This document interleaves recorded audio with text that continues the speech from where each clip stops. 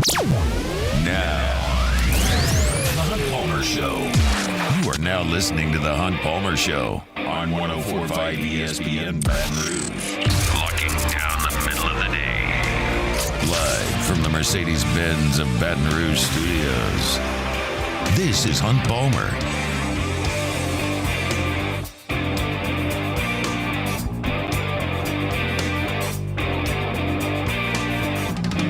Welcome in. Hunt Palmer coming to you from the Mercedes-Benz of Baton Rouge studio downtown in the capital city on this Tuesday. Hope your work week is off to a good start. Appreciate you hanging out with us here on 104.5 ESPN Baton Rouge. Got Jacob Beck and Casey Gaines back there on the ones and twos. And lots and lots and lots to get to here over the next 2 hours. Matt McMahon had his coach's show last night. We'll hear a little bit from that coming up. LSU baseball got a win yesterday. We'll hear a little bit about that. I also want to briefly check in on what are the odds LSU makes the NIT. I can give you some information on that. I don't know if you care or you don't, but that's where we are in this basketball season. So we'll get to a little bit of that later. College football playoff has made a determination. There was a vote this morning, and they're going to adopt the 5+7 model for the 12-team playoff. 5 highest-rated conference champions will get in, and then the 7 highest-rated at-large teams will get in. I'll touch on that at 2 o'clock. Glenn West and Sharif Ishak, always with us on Tuesdays, are both going to be with us in the second hour. Today, Glenn is part of the group of media that's meeting with Matt McMahon as we speak prior to their big matchup with Kentucky, and then Sharif at 2:30, as he always is, talking Saints and Pels. So let's get rolling here on this Tuesday edition of the Hunt Palmer Show. I wanted to start with a piece that Ross Dellinger put out, and he continues to opine and write on the ever-shifting world that is collegiate athletics, and specifically college football. And his latest piece over on Yahoo says college football's elite is engulfed in a power struggle. G5 left just trying to survive. Quote, "We are a farm system." And this piece that Ross writes was not earth-shattering in any way. It did not break any significant news. However, there are a couple of pieces to this story that I find interesting. One is the quotes. I am a journalism school graduate. We understand that in journalism, there is nothing more powerful than a quote. Writers can write, column writers can have their opinion, but a quote from someone in authority is the most powerful thing you can have, whether it's a witness to criminal activity, whether it's a public figure making a statement on an incident, or whether it's just someone in sports in authority that gives their opinion. It's more powerful than anything the journalist can generally write because it comes from the source. And I think there are some interesting quotes in here, and there are some numbers attached to LSU's football program in this story that we will get to. But I'll kind of weave through this, and it hits on a number of levels. It talks about the transfer portal. It talks about name, image, and likeness. It talks about the college football playoff. It talks about revenues. Like, there are a lot of different layers to this piece that Ross wrote, and I think it's really, really good. And it starts out from the perspective of Will Hall, who's Southern Miss's head football coach. And the first quote from Will Hall says, "I do zero football anymore. Zero football in my life right now. I do culture and recruiting." Clearly, he's not talking about September and October. There's some football involved in that, but he's talking about the offseason. He gets up and he goes and fundraises. He's got to go have the people that care about Southern Miss athletics writing checks for facilities, for name, image, and likeness, all these types of things. So he says, look, I don't coach football in the offseason at all. And then to go to Liberty's head coach and Jamie Chadwell, and they're talking about group of 5 players leaving for the Power 5. And Jamie Chadwell says, "We are a farm system."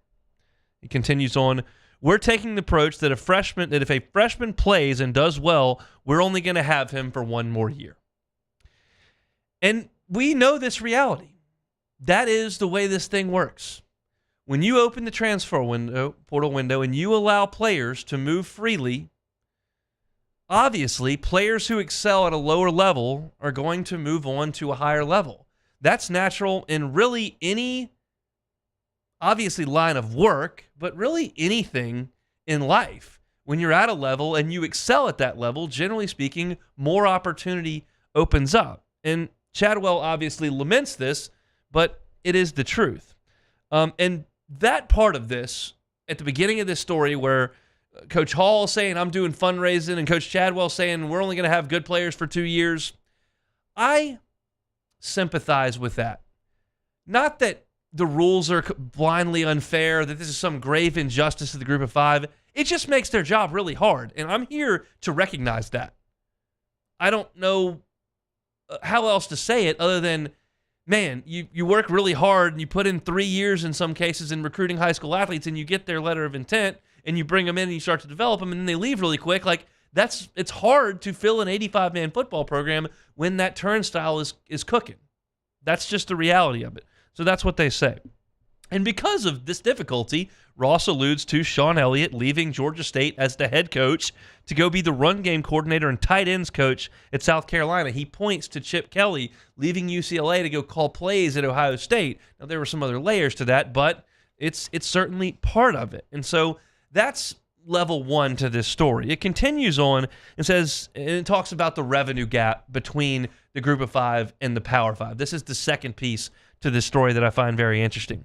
In 2023, Ross writes, 43 Power Five public school athletic departments generated more revenue than the highest producing G5. The highest producing G5 athletic department, San Diego State. 43 P5s outperformed them. And that gap is growing, as Ross writes. Within 3 years, projections show that the SEC and Big Ten earning nearly twice as much in TV distribution, 80 to 90 million, as their Power Four brethren, which is the Big 12 and the ACC, who will be closer to 40, 50. So you got the SEC and Big 10 at 80 to 90 million. You got the ACC and Big 12 at 40 to 50. That will be 3 times the richest G5 league. The broke boys of the Power 5 are 3 times richer than the richest in the G5. Like, that's a startling number. And it makes things very obvious. In the first place that this is starting to happen in this era is name, image, and likeness and opportunities for players to earn money by leaving Group of 5 schools for P5 schools. And it's Rhett Lashley at SMU says it's a hopeless feeling. That's why you see coaches leaving. Terry Bowden, who was at ULM, says anybody who is 6'5" at my school is gone, even if it's to join a Power 5 scout team. If you're a 6'1" corner, you're gone. You lose your best players. Ross writes, Jamie Chadwell's Liberty team capped an undefeated regular season with a Conference USA title and trip to the Fiesta Bowl. 3 of their top returning players are gone. Defensive tackle went to Duke, cornerback went to Oregon State, and a wide receiver, who you know, went to LSU. That's C.J. Daniels. He comes to LSU. Here's the quote that involves LSU from Chadwell. He says, those guys would be all conference for us, talking about the defensive tackle, corner, and receiver. LSU paid for a car and an apartment and like $300,000. What do? Well, this is two-sided. One is the money. And if LSU is willing to pay $300,000, and that's on the low end. I told you last week, I know somebody who is in finance. His company works in financial planning for different people, and someone in his company represents a collegiate athlete, which is legal now. Collegiate athletes, because they're now making money, they can have people manage their money. This person I know works at a company. He's seen the books for this collegiate student athlete who had an opportunity to move on professionally, decided not to. It's not at LSU, by the way. Decided not to go pro, and they're now managing $1.5 million for this student athlete. So $300,000 for a wide receiver, that's what Jamie Chadwell's saying. That's on the low end. But you're not going to get that at Liberty. You're not going to get that at ULM. And say whatever you want about the dollars and cents of this issue. That's out of my control, and I don't really know what goes on in that whole world. I do know this. Do we think that Jared Verse bettered his situation transferring from a low-level school to Florida State? Do we think that? He's going to go in the first round of this draft. He might have, staying at Albany, but Florida State, probably a better spot for him. How about Cody Schrader? Now, that's D2, and it's a little bit of a different deal, but I'm just talking about he goes to Missouri. He's an All-American. These guys have earned this opportunity. And so, yeah, well, I do think it's a very hard job to be a G5 coach when your best players are moving on. The opportunity these guys are getting is unbelievable. How about we take it right here to Baton Rouge? Do we think Paul Skeens is the first pick in the draft worth $10 million if he stays at Air Force and catches for another year? No. I don't know how much money Paul Skeens made at LSU. I don't care. He showed up here. He had unbelievable resources and a pitch lab and great instruction. He picked up 4 miles an hour on his fastball, was the most prominent team in college baseball, was pitching on the biggest stage in the sport in Omaha, and now he's the first pick in the draft. How's that bad for Paul Skeens? Sorry, Air Force. Like, I realize Air Force has a lot of money, part of the government. But, I mean, coming to LSU is just a huge deal for someone who's put himself in that position because of the work he's put in, not only 3 years at Air Force, but his entire life. So I think that's fine. And the last piece of this is championships. And Rhett Lashley is quoted when talking about this new 12-team playoff where the top group of 5 team could theoretically get in, and you'd be like a 12 seed playing a 5, and he's quoted saying, imagine us going on the road against Georgia. You're done. The divide is becoming too great. That's a guy talking about as good as you can do, getting into the playoffs, and the quote is, you're done. Jamie Chadwell, Rhett Lashley are both proponents of the group of 5 branching off and creating their own football national championship. And that's what Ross writes about here. Says, Chadwell's calling it the mythical group of 5 national championship. You could hold them at bowl sites sandwiched among the college football playoff, put it in Vegas, put it in Miami, put it in Atlanta, put it at Jerry World, and hold that. Now, I don't know how much television revenue they could pull, but that's the reality of this situation. The group of 5 coaches are starting to beat this drum. The Power 5 guys don't need Liberty. They don't need ULM. They don't need, and for the purposes of this conversation, where they are today, SMU. We don't. You don't need Cincinnati in that playoff a couple of years ago. It'll be fine if we just let Ohio State in with the 1 loss to Michigan. I promise. That's all anybody wants to see anyway. And now, because the best players in the G5 are moving on to the P5, because there's so much revenue difference in the P5 and the G5, which is laid out explicitly here, it's just not the same sport. And everyone knows it. And I don't think that my 12-minute dialogue here has changed your opinion about this. In fact, I've been saying this routinely, and most people are in agreement on this. I do believe that some perspective from those who are in power in the G5 is important. There was one dissenting opinion here. It was the Toledo athletic director, Brian Blair, who says, when I talk to our fans, I don't hear a whole lot about, remember that time we won a MAC title. I hear, remember that time we beat Michigan or Penn State or Arkansas. Hope is one of the most incredible things this country has to offer. Toppling Goliath is what makes college football and college basketball so special. To me, it's what this country is all about. Yeah, I don't care about that. It's really fun on the Thursday of the NCAA tournament to see a buzzer beater go in, but we can crown a champion without it. And we certainly don't have to compromise the sport as a whole so that Toledo can maybe beat Michigan once every 50 years on September the 7th. We just don't. And I think the coaches realize it. And I think most of the athletic directors realize it. And I think everyone who's involved in collegiate athletics realizes where this is headed. I just thought, one, it was interesting to see them talk about a player that LSU landed and say it was $300,000 a car and apartment. That's just a quote from a coach. I can't confirm that. But two, these G5 coaches are not fighting this. In fact, they want to break off. I don't know where their revenue streams come from. I don't know how to balance their books as a collegiate athletic department without some of this revenue that comes from the March Madness kitty and that comes from these trips to get blown out by 40 in September in football. That's not really my job to figure out. Somebody's got to. I'm not.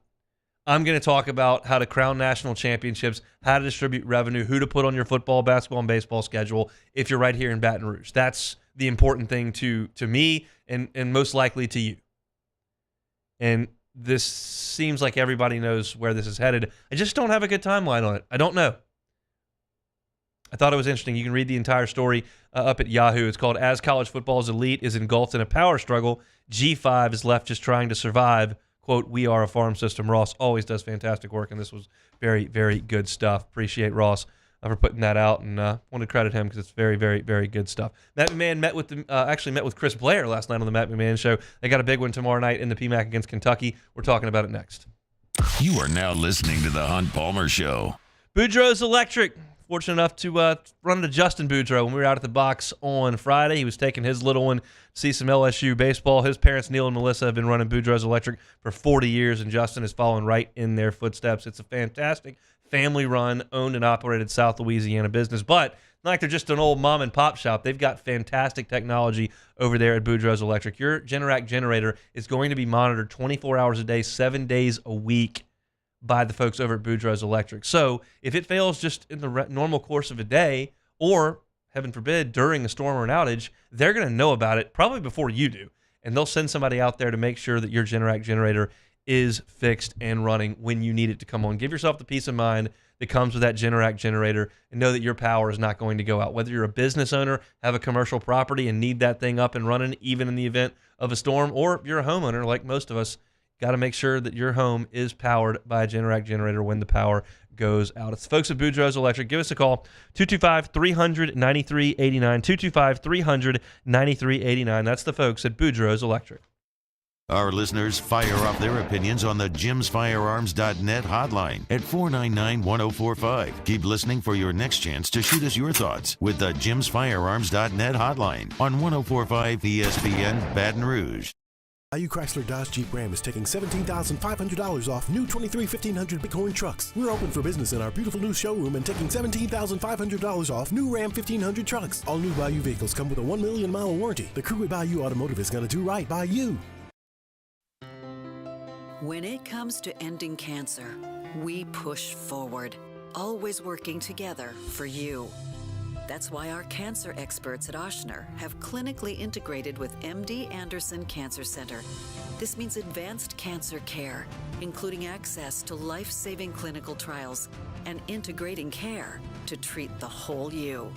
Introducing Ochsner MD Anderson Cancer Center. Long live you.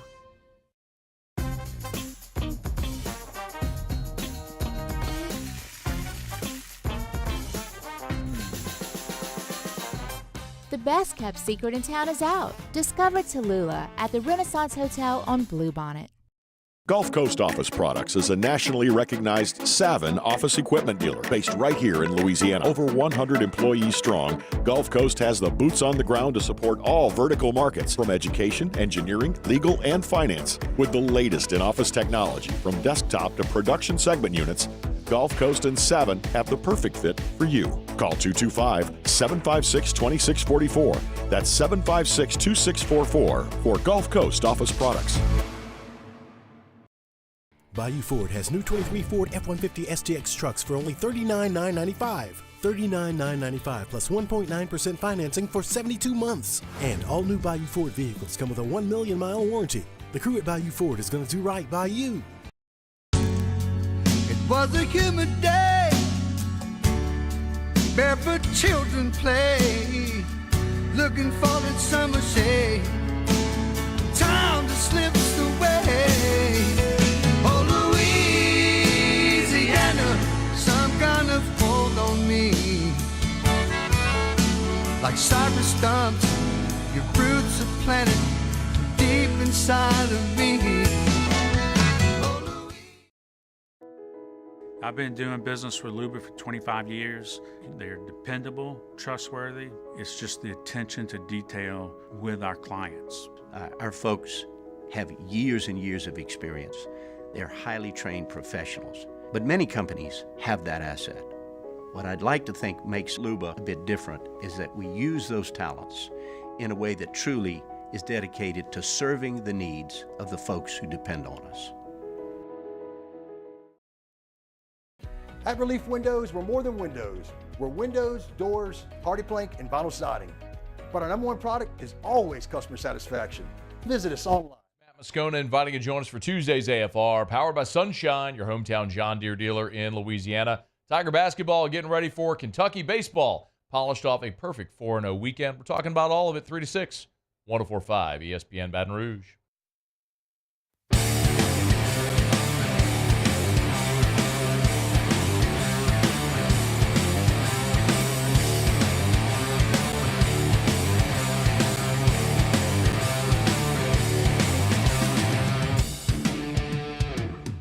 You're listening to the Hunt Palmer Show on 104.5 ESPN Baton Rouge.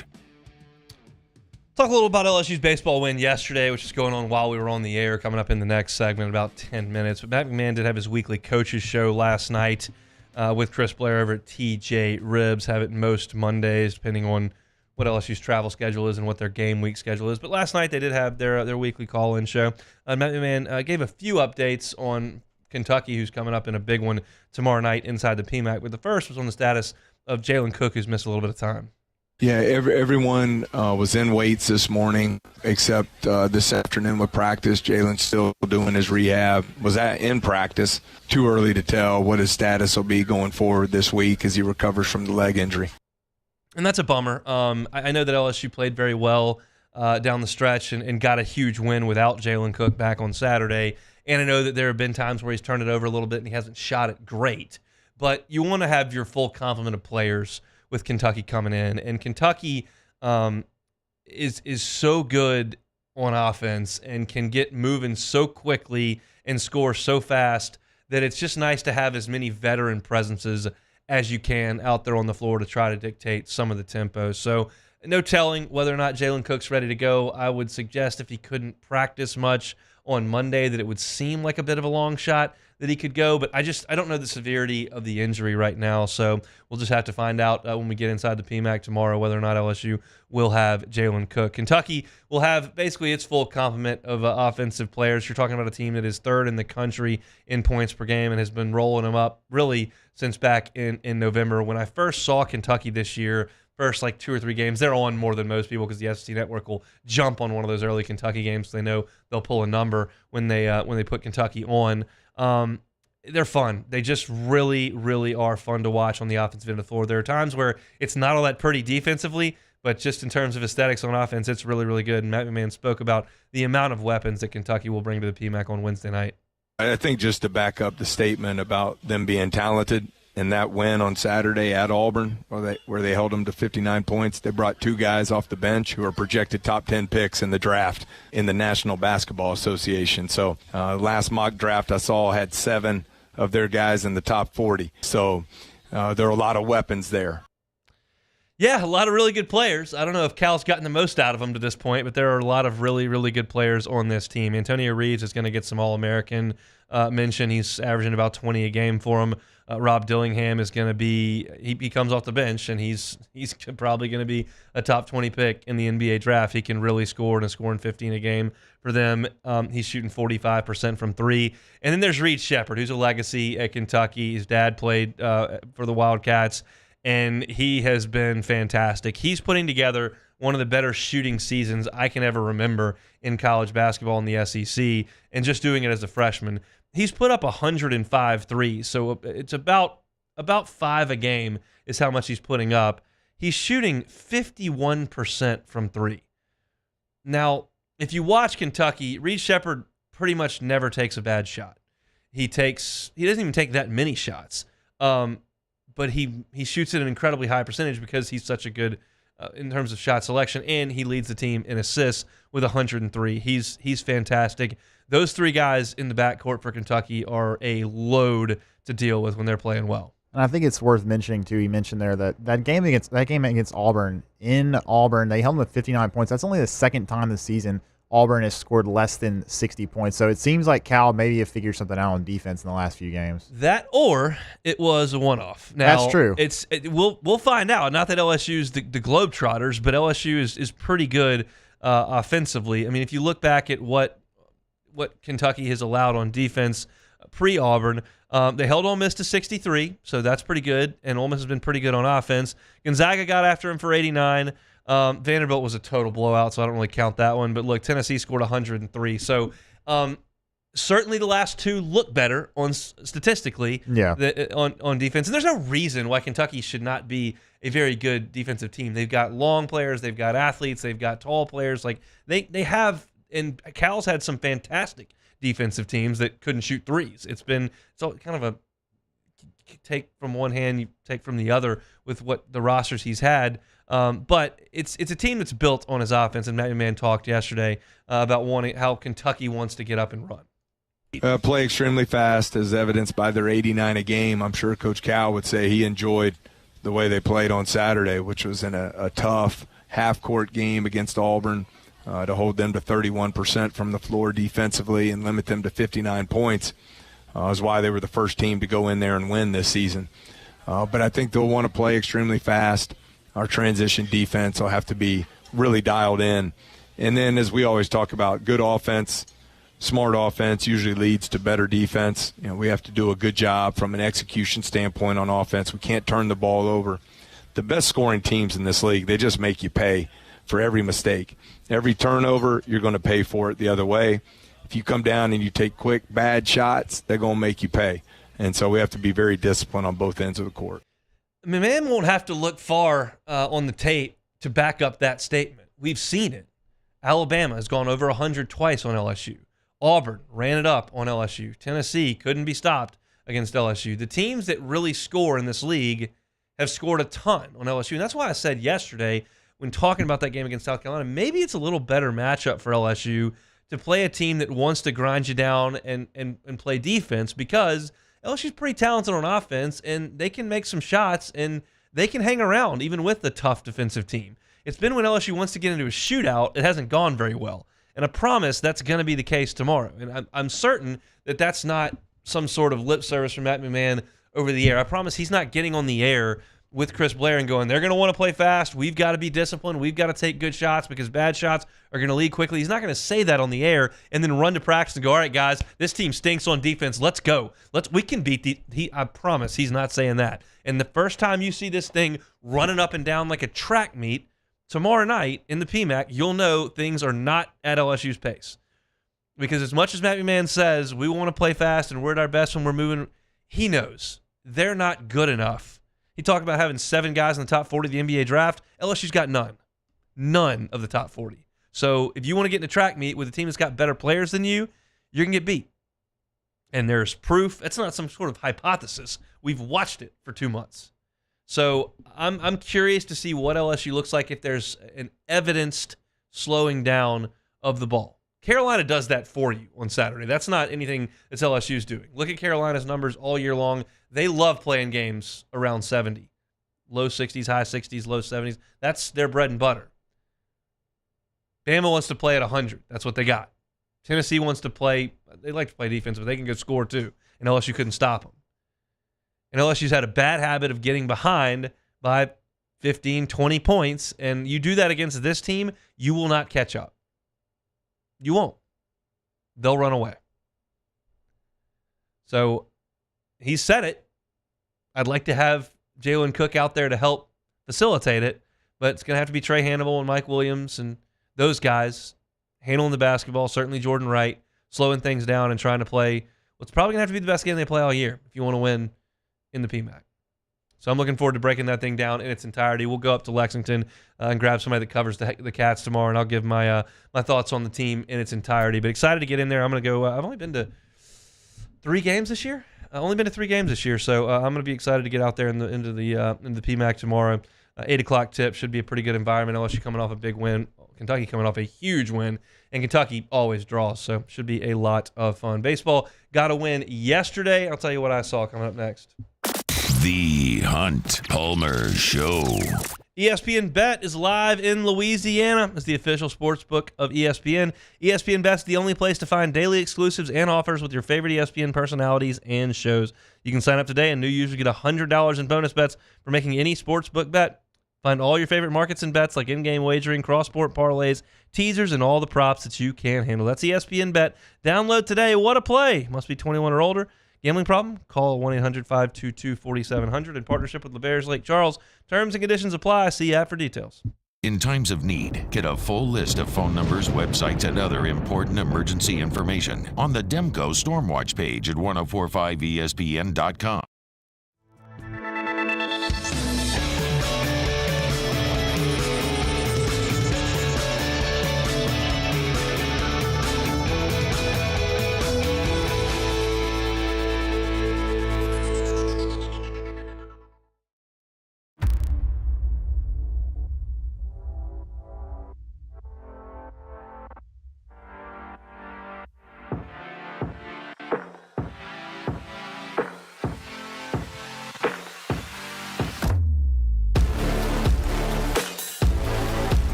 Dylan Cruz here to tell you about Six Rings Baseball and Softball Camp. If you live on the North Shore and play ball, go to Six Rings Camps with former LSU assistant coach Dan Canaveri. His knowledge is second to none, and your child will improve and have fun doing it. Camps were held at Coquille Park and Six Rings Academy in Covington with 4 sessions over the summer. Full day and morning only sessions are available from ages 7 to 13. Go to sixringsbaseball.com or call 985-206-9096. Learn the game to love the game.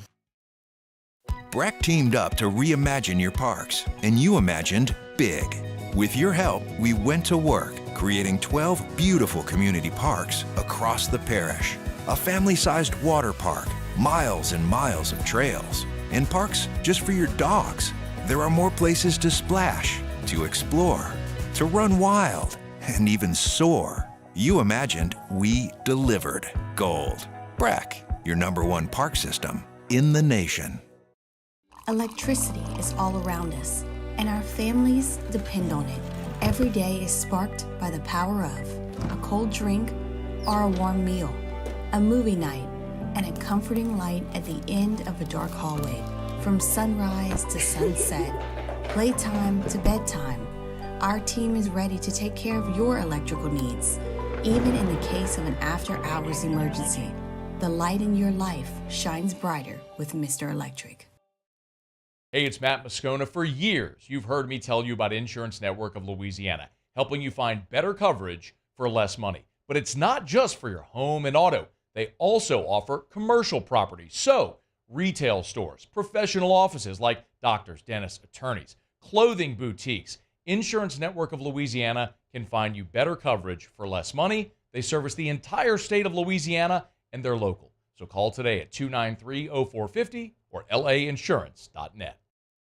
Gulf Coast Bank and Trust is giving our customers the power to bank anywhere, anytime during this challenging event. And we're right there with you. Our mobile On Wednesdays, OTB. Start to break down another weekend of baseball at the box. Can softball keep it rolling? Basketball getting ready for the tournament. Off the bench, 7 to 10 a.m., 104.5 ESPN.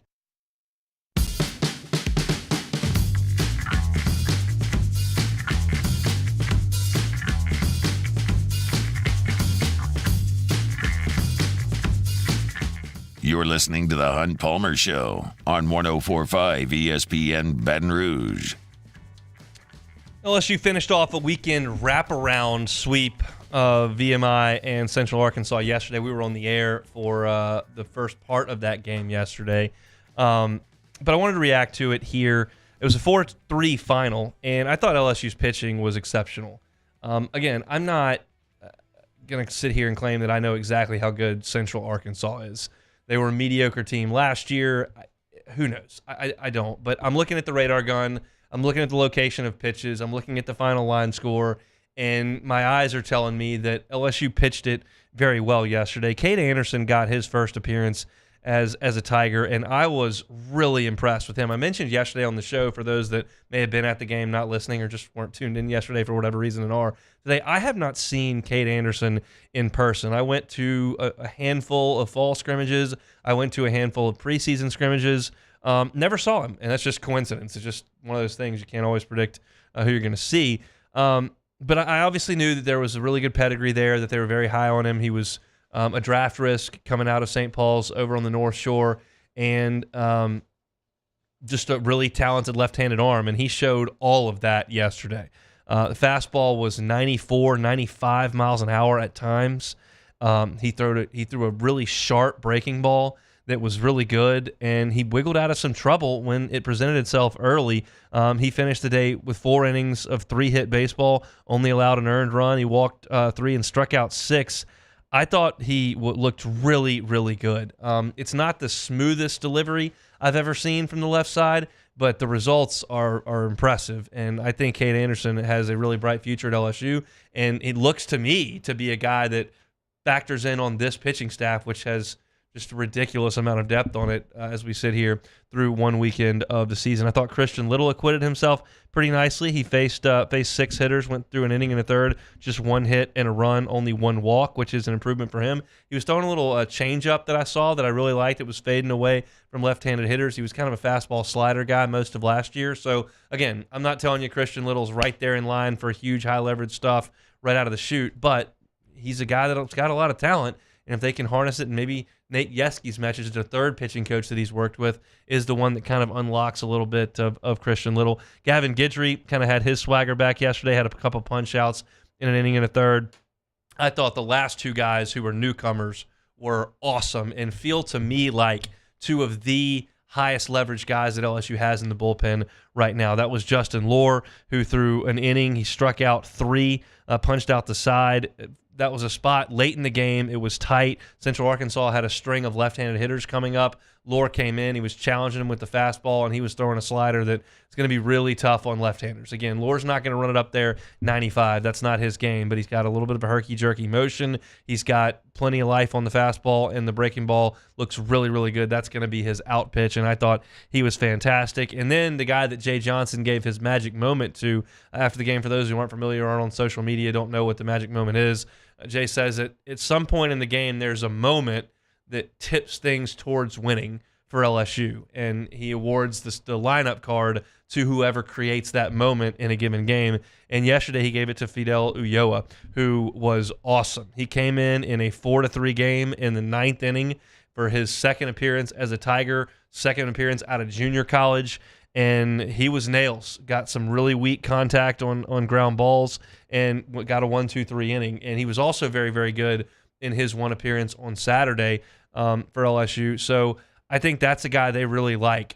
There's not a lot of junior college activity for LSU because the transfer portal kind of cuts that out. You can go get Tommy White. You can go get Jacob Berry. You can go get Thatcher Hurd, and you can go get Gage Jump, and you can go get Justin Lohr. Like that's kind of where we are with transfers. You get them from the Pac-12 and the ACC, not necessarily San Jacinto Junior College like you used to have to, because in a previous life, when you got transfers, they had to sit out a year. So your transfers that were going to be immediate impact were going to have to come from junior college. And LSU's not going to rule out junior college, but you're going to be able to do more damage from the D1 level.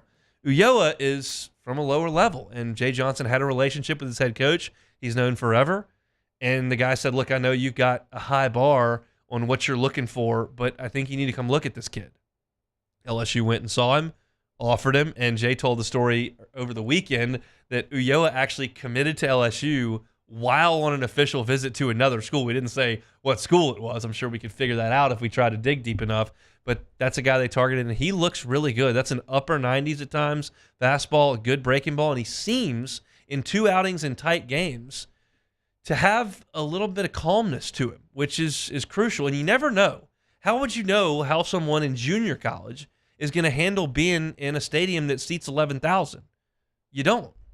But Ulloa is a guy that LSU thought could help, and for him to get the ball in that spot with a 1-run lead, I thought that was really impressive. And I'm seeing some things from some of LSU's unproven pitchers that you really have to like. The depth was never really in question as far as whether or not they had it, but just like how deep does this staff go? And man, yesterday was kind of evidence of where it is, because Cade Anderson looked really good for 4 innings. Then you saw Little and DJ Primo and Gavin Guidry and Justin Lohr and Fidel Ulloa, and it was all pretty damn good. In the end, LSU allowed 3 runs on 7 hits. I thought were very, very good. I thought the pitching was the story of the game yesterday. Tommy White continues to hit the ball hard, just not exactly when you got guys on base. he's had some opportunities with the bases loaded 2-1, and he hasn't really come up. But when he's had opportunities early without a lot of pressure, a lot of guys on base, he's hit the ball very, very hard. And it looked like LSU was going to blow this thing open in the first inning. They got a couple runs home, had the bases loaded, and nobody out, and didn't quite deliver a big punch, just a 3-spot. And then the offense kind of settled down after that and didn't do much. Only one run in the third. LSU was held scoreless in its last 5 plate appearances. And I think that's going to happen with this team. Saturday was a terrible day to hit, so I don't really care that LSU didn't hit all that well. The temps were in the 40s. Wind was blowing in 30 miles an hour. That's a day where you need to lean on your staff, and if you need to win 2-0, you need to win 2-0. That's what they did. Yesterday was a little bit better day to hit. Wasn't exactly balmy, but it was a better day to hit, and LSU didn't hit a ton. And again, I think that's going to happen every once in a while with this team, and that's what you've got this pitching staff for. They've got to go out there and get it done. Now, it's going to be difficult to scratch more runs against Tennessee or Vanderbilt than it is Central Arkansas on a Monday when they've played 4 games in 4 days. But the point remains. I think there may be some times where LSU doesn't necessarily hit a ton, and the pitching staff is going to have to help bail LSU out in those instances. Jay Johnson mentioned after the game there's going to be kind of a rotation with, I think, 5 guys. I don't know that he listed the 5, but if you look at it, it's a combination of Pearson and Milam, who will help play second base, and then Jake Brown and Paxton Kling, who spend some time in right field and center field, and then maybe Ethan Fry, and maybe it's Jared Jones, Travinsky. But there's a combination, as I talked about, because third base is locked down and shortstop's locked down, and I think Bingham's kind of got his hands on left field, and we know that catcher's going to be a revolving door. And I feel like Jared Jones has probably asserted himself there at first base, at least in the early on. He's got to prove he can be consistent against SEC pitching. We kind of know what he can do against lower-level early season pitching, and he's doing that. He had another home run. He's got 3 already. But there's going to be a rotation. Kling didn't play yesterday. Jake Brown got a day off. We saw Pearson sit down and Milam play. Milam didn't play on opening day. Brown played right and center. So there's a bit of a rotation there: center field, right field, second base, and maybe even first base. And that's the rotation they're going to go through. And those guys are going to get some days off here and there. You play a ton of baseball. 8 games in the first 10 days. You had Friday, Saturday, Sunday, Monday. You get Tuesday and Wednesday off. Then you go Thursday, Friday, Saturday, Sunday. And incidentally, if you're listening and in Baton Rouge or coming in this weekend, the weather looks to be phenomenal. So I would highly suggest getting out to the box and enjoying some of the mid-70s sunshiny weather as LSU continues to play during the midday. They're going to play midday on Thursday. They're going to play midday on Friday. That stinks for us because we'll have an hour and then they'll be on in the second hour of our show, and it kind of stinks for Matt because they'll be playing when his show opens and for the first couple of hours. But that's the way they're going to do things. So go check out the Tigers this weekend. It should be a fantastic weather weekend, and LSU is off to a 4-0 start. They will turn their eyes to a weekend that features Stony Brook and Northern Illinois. Northern Illinois. Whatever. It's so interesting to me that Stony Brook, no one had ever heard of Stony Brook. They come here for a super regional in 2012, and then LSU's had them back a couple of times to schedule them. They got sent here for a regional one year. Now all of a sudden they come every 3 years. We see Stony Brook, but none more impactful than that 2012 Super Regional, that's for sure. But LSU will play those 2 teams coming up this weekend at Alec Box Stadium. All right, when we come back, I want to talk about whether or not LSU can make the NIT and kind of where they sit. I know that's not the discussion we want to have at this point in the calendar, but it is what it is, and that's the team we cover. So I'll give you a brief synopsis because the NIT rules have changed entering this year. I'll let you know what those are next. The Hunt Palmer Show. Audio Video Security Solutions, avssla.com is where you can find them on the internet. AVSS_BR is where you can find them on Instagram. Look, we watch so much at our home, whether it's the big game, whether it's shows or movies, whether you've got kiddos or you have everybody over to watch the games of your home. Make sure your home entertainment system is top of the line. The folks at Audio Video Security Solutions are here to do that, and they can make things so easy for you. You don't have to go pick out the TV and have somebody try to sell you that and then get it delivered or to lug it home and then call somebody else to go mount it. Nope, you call Audio Video Security Solutions. Call AVSS. They will handle the equipment. They'll handle the television. They'll handle the wiring and the speakers. They'll come over. They'll wire you all up, and you'll be able to control all of it with the touch of a button on your phone. Or if you just want to go super fancy, They can do voice automation for it. You can walk in the living room and say, watch a movie, and the curtains and blinds can come down, and the screen can come out, and the speakers can come on. That's what you want to do. They can do it for you. They can do something as easy as mounting a TV or something as complicated as, hey, voice automation in your home. It's audio video security solutions at avssla.com. That's avssla.com. Our listeners fire off their opinions on the jimsfirearms.net hotline at 499-1045. Keep listening for your next chance to shoot us your thoughts with the jimsfirearms.net hotline on 1045 ESPN Baton Rouge.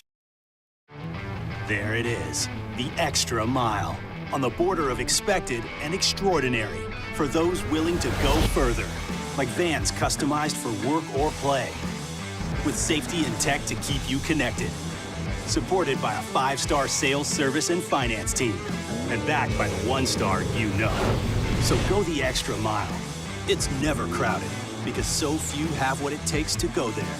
Mercedes-Benz Vans.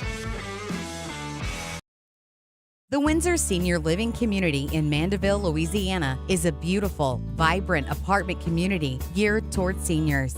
They are nestled right in the heart of Mandeville, where seniors live a more carefree lifestyle in spacious apartments with the peace of mind that comes from having a little extra help. Call the Windsor at 985-624-8040 to schedule a lunch and tour.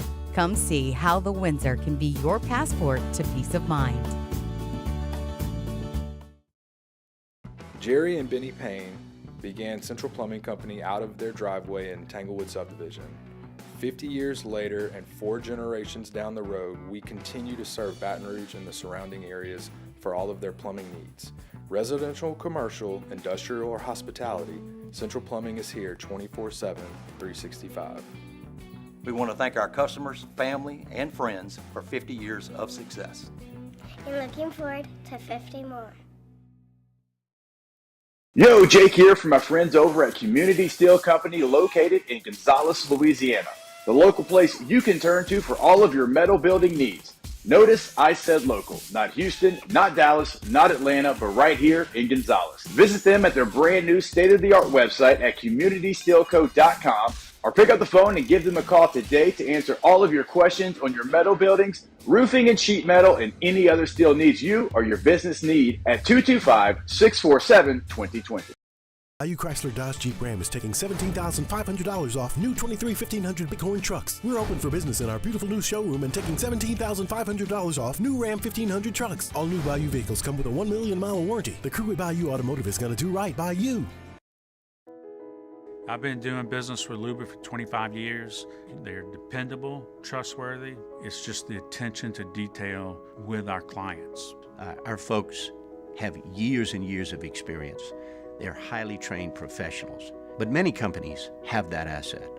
What I'd like to think makes Luba a bit different is that we use those talents in a way that truly is dedicated to serving the needs of the folks who depend on us.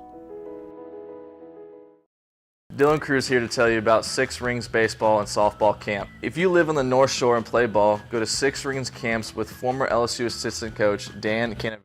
Moscona inviting you to join us for Tuesday's AFR, powered by Sunshine, your hometown John Deere dealer in Louisiana. Tiger basketball getting ready for Kentucky baseball. Polished off a perfect 4-0 weekend. We're talking about all of it 3 to 6. 104.5 ESPN Baton Rouge.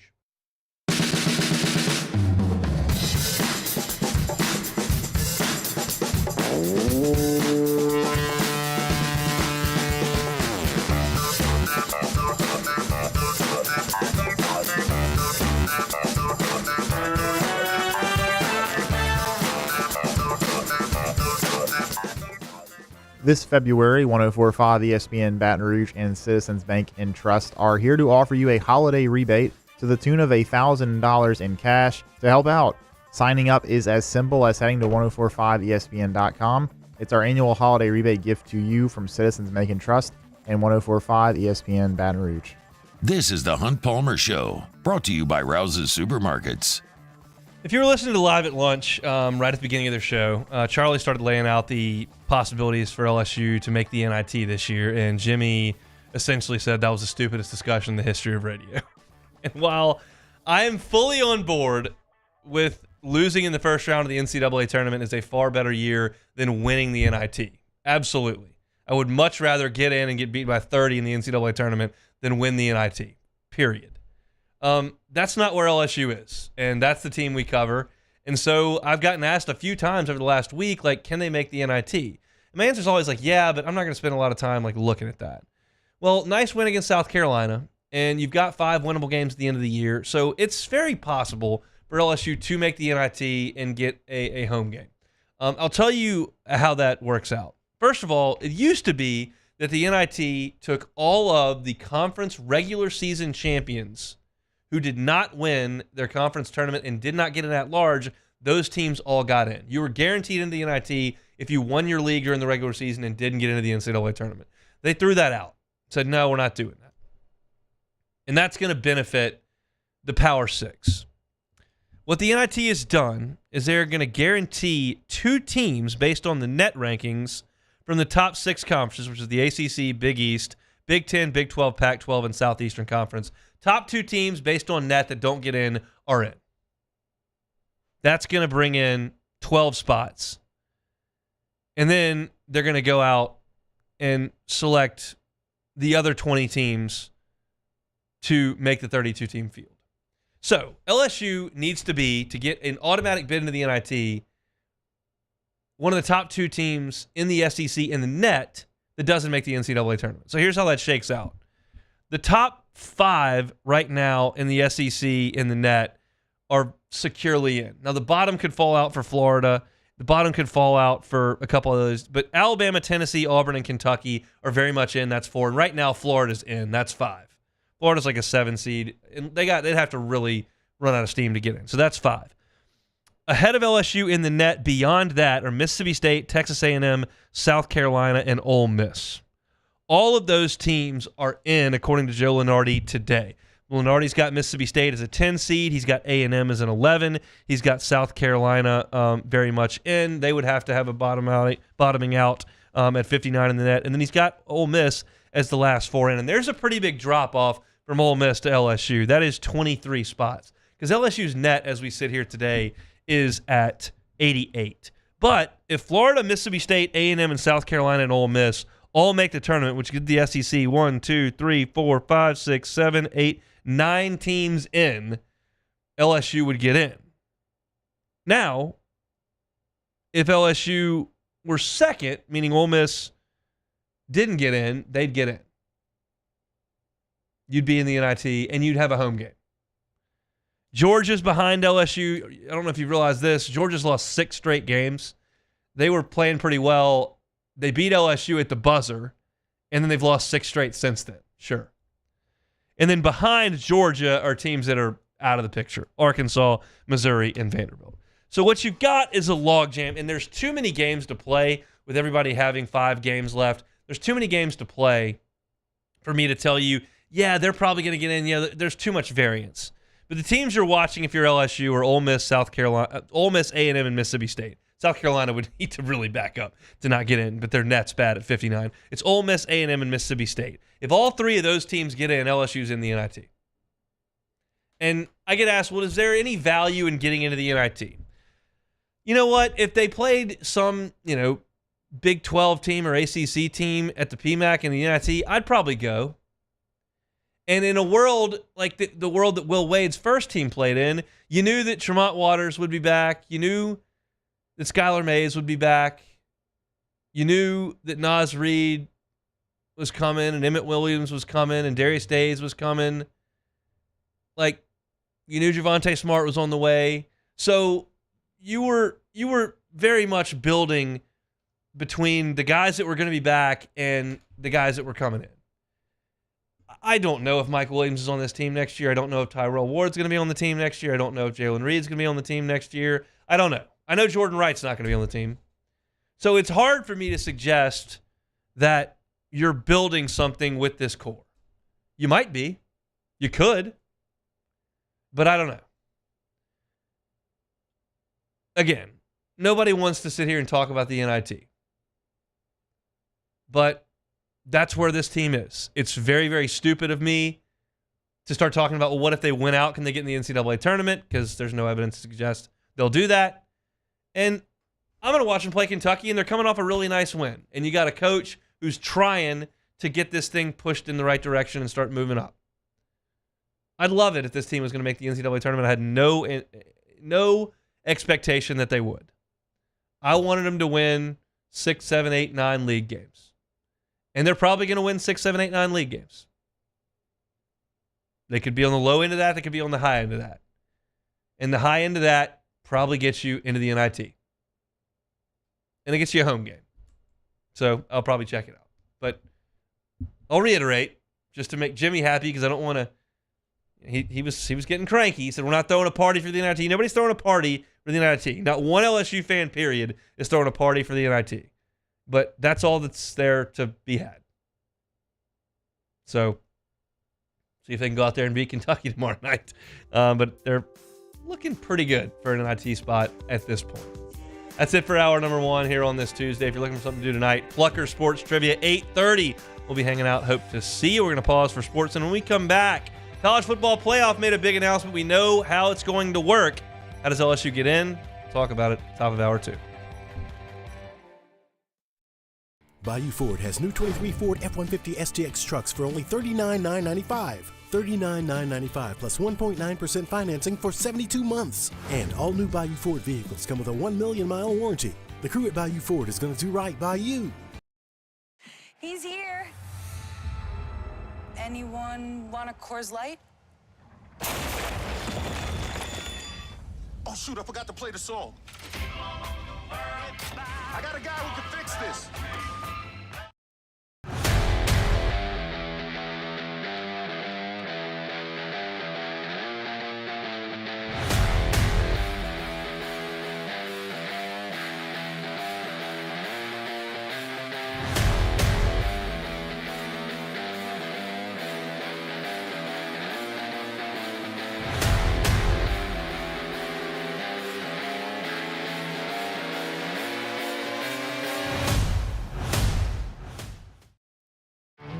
There it is, the extra mile, on the border of expected and extraordinary, for those willing to go further, like vans customized for work or play, with safety and tech to keep you connected, supported by a 5-star sales, service, and finance team, and backed by the 1-star you know. So go the extra mile. It's never crowded, because so few have what it takes to go there. Mercedes-Benz Vans. Electricity is all around us, and our families depend on it. Every day is sparked by the power of a cold drink or a warm meal, a movie night, and a comforting light at the end of a dark hallway. From sunrise to sunset, playtime to bedtime, our team is ready to take care of your electrical needs. Even in the case of an after-hours emergency, the light in your life shines brighter with Mr. Electric. Yo, Jake here from my friends over at Community Steel Company located in Gonzales, Louisiana. The local place you can turn to for all of your metal building needs. Notice I said local, not Houston, not Dallas, not Atlanta, but right here in Gonzales. Visit them at their brand new state-of-the-art website at communitysteelco.com or pick up the phone and give them a call today to answer all of your questions on your metal buildings, roofing and sheet metal, and any other steel needs you or your business need at 225-647-2020. Hey, it's Matt Moscona. For years, you've heard me tell you about Insurance Network of Louisiana, helping you find better coverage for less money. But it's not just for your home and auto. They also offer commercial properties. So, retail stores, professional offices like doctors, dentists, attorneys, clothing boutiques. Insurance Network of Louisiana can find you better coverage for less money. They service the entire state of Louisiana, and they're local. So call today at 293-0450 or lainsurance.net. Jerry and Benny Payne began Central Plumbing Company out of their driveway in Tanglewood subdivision. 50 years later and 4 generations down the road, we continue to serve Baton Rouge and the surrounding areas for all of their plumbing needs. Residential, commercial, industrial, or hospitality, Central Plumbing is here 24/7, 365. We want to thank our customers, family, and friends for 50 years of success. And looking forward to 50 more. I've been doing business with Luba for 25 years. They're dependable, trustworthy. It's just the attention to detail with our clients. Our folks have years and years of experience. They're highly trained professionals, but many companies have that asset. What I'd like to think makes Luba a bit different is that we use those talents in a way that truly is dedicated to serving the needs of the folks who depend on us.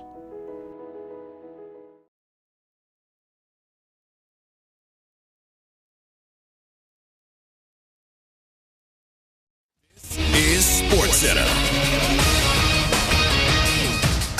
I'm Christine Lisi. The College Football Playoff Board of Managers unanimously approved a new 12-team format, guarantees the 5 highest-ranked conference champions, plus the next 7 highest-ranked teams in the expanded playoff field this fall. Today's opening day for NFL teams to apply the franchise tag. One of the top candidates to watch for, receiver T. Higgins, who should be tagged by the Bengals, advises Freddie and Harry co-host Harry Douglas. You got Joe Burrow coming back, Jamar Chase. You need to see if you can keep this band together to try to make a Super Bowl run for one more year if you're not able to keep T. Higgins in 2025. He missed 5 games this season, kind of a down year for him, but I look forward to him having actually a big year in 2024. Harry on Get Up. Tagging Higgins would cost the Bengals about $20 million for one season. March 5th, last day to tag.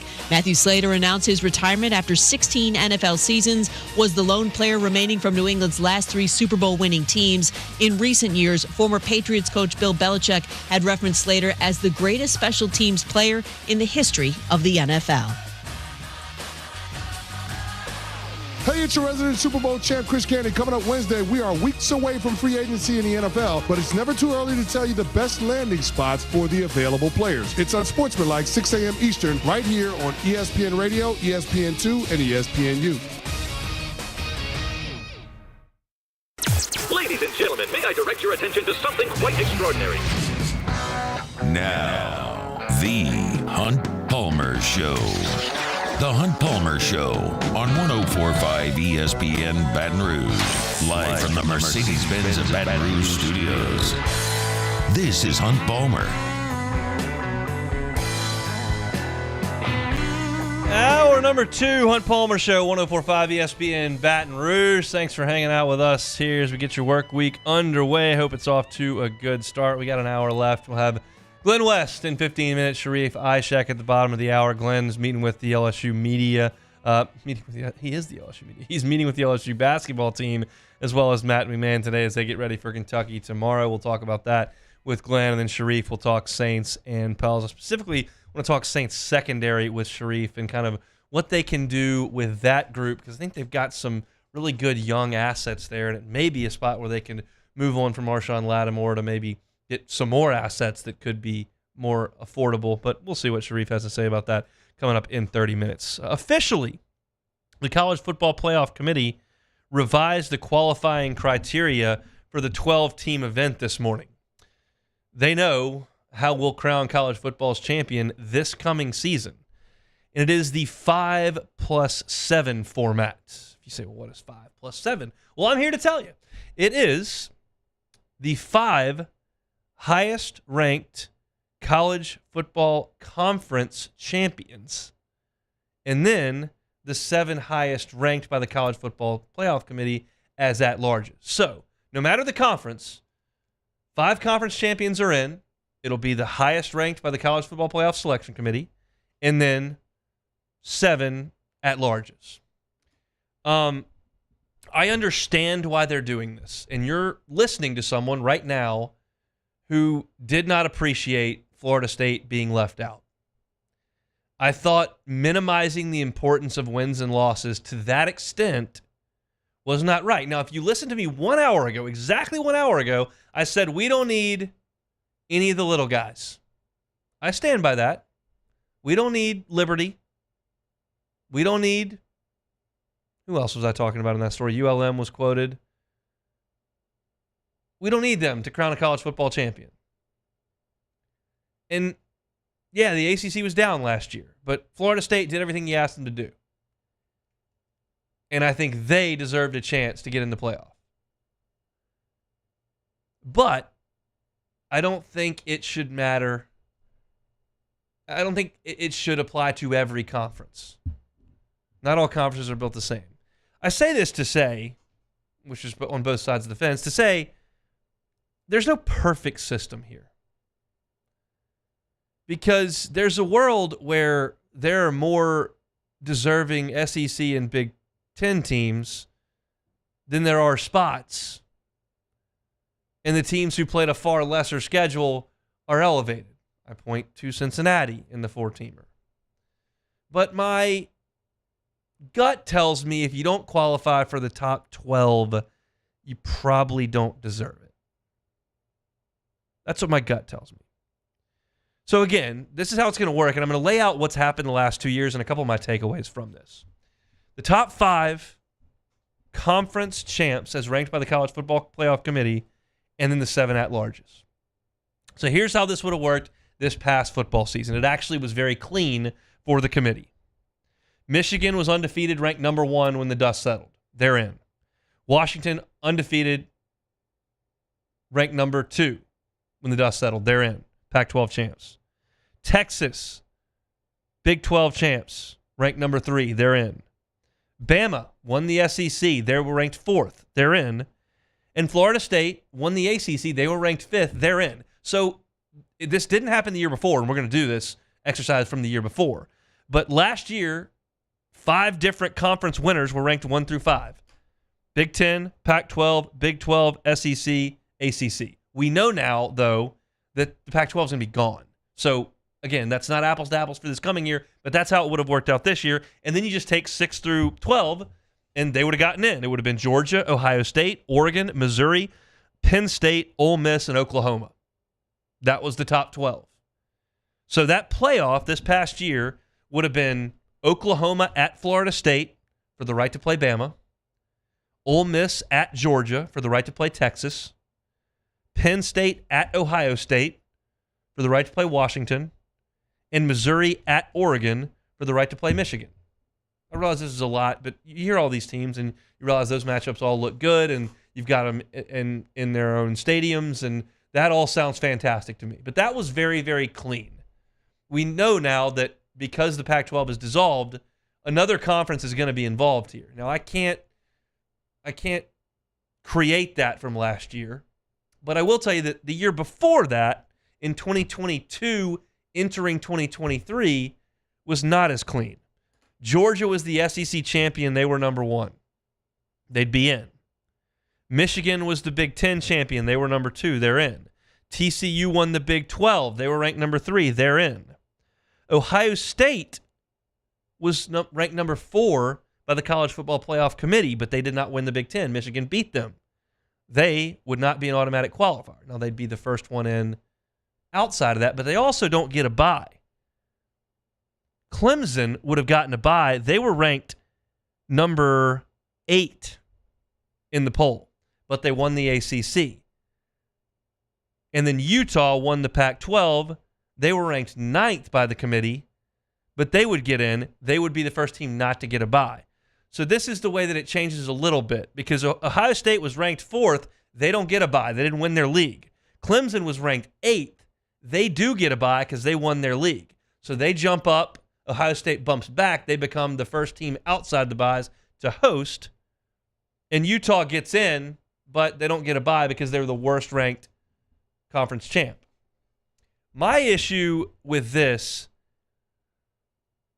is mainly having it be 5 conference champs and not having 5 power conferences. I don't know that the Big 12 deserves a bid into this dance, and I know the Group of 5 doesn't deserve a bid into this dance. That is watering down the product. And I don't like it. Again, this is coming from a guy who thought Florida State was done wrong this year. And I understand that can go both ways. Because as I sit here and I try to crunch this changing world of college athletics, I increasingly want to weed out the little guy, especially in football where they can't compete. because their best players are leaving and they don't have the money, and it takes too many good players to be good. Basketball, you catch somebody on a given day, okay, you need 4 dudes to go out there and ball. You need to have 8 guys on your team, basically. Baseball, there's a randomness to the game that allows Coastal Carolina to do what they did. Football doesn't have that. Football, there's haves and there's have-nots. I'm okay with allowing conference champs an automatic bid in, but it's got to stop after the first 4 at this point. I'd really rather it stop after the first 2, but after the first 4. I don't need Liberty in this. You just heard me in the first hour give a Jamie Chadwell quote that says, we got to go play Georgia. It's over. They don't even want to do that. So why are we putting that in? Everybody's got to have a piece. Everybody's got to play. Give everybody a chance. I don't feel that way.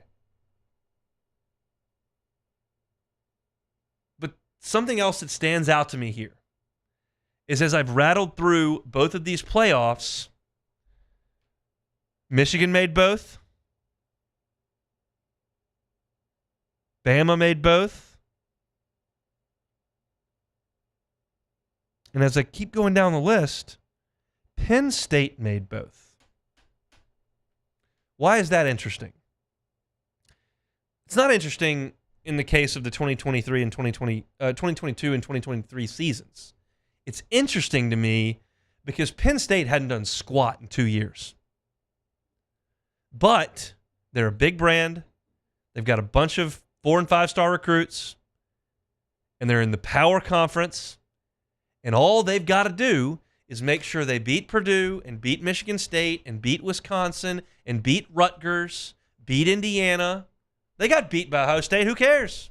Got beat by Michigan? Well, you don't get a bye, you don't get a home game, but you're in. And I believe that comp works for LSU.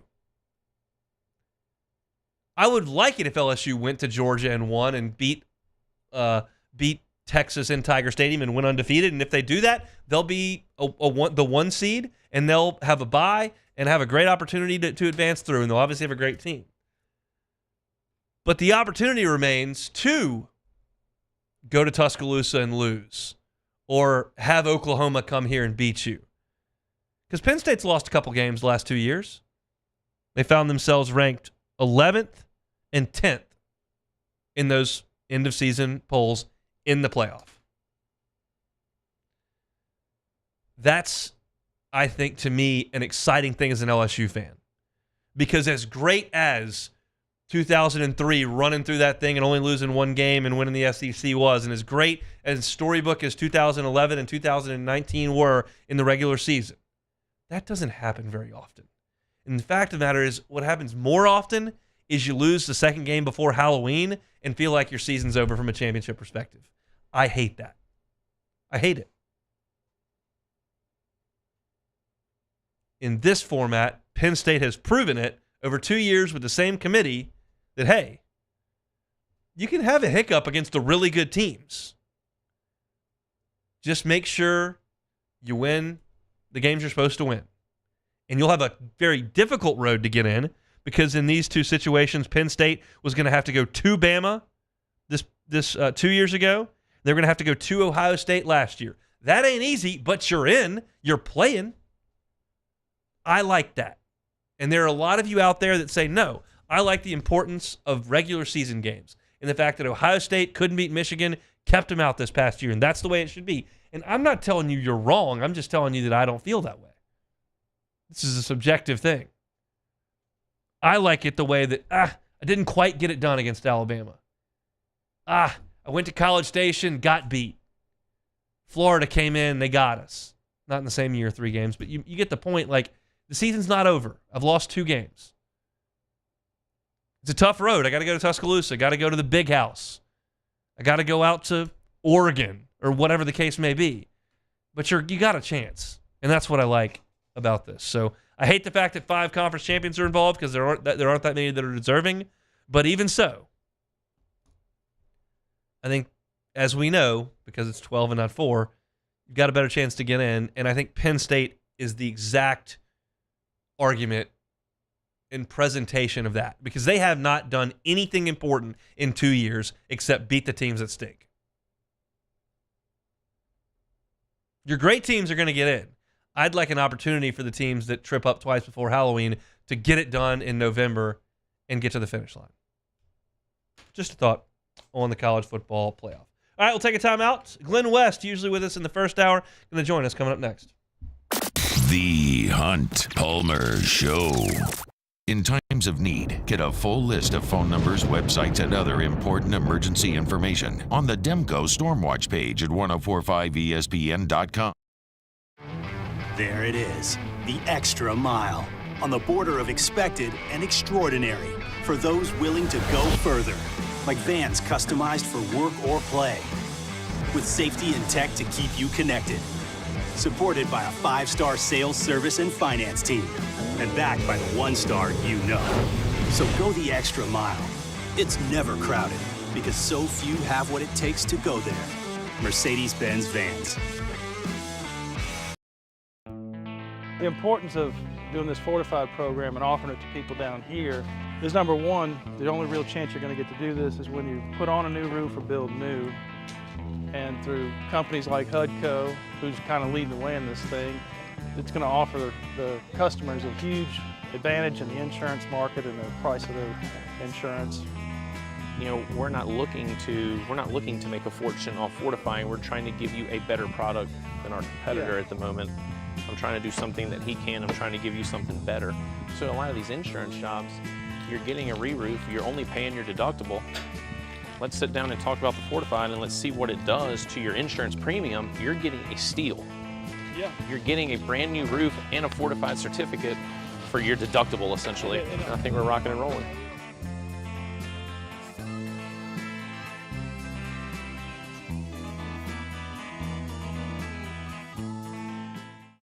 Dylan Cruz here to tell you about Six Rings Baseball and Softball Camp. If you live on the North Shore and play ball, go to Six Rings Camps with former LSU assistant coach Dan Canaveri. His knowledge is second to none, and your child will improve and have fun doing it. Camps were held at Coquille Park and Six Rings Academy in Covington with 4 sessions over the summer. Full day and morning only sessions are available from ages 7 to 13. Go to sixringsbaseball.com or call 985-206-9096. Learn the game to love the game.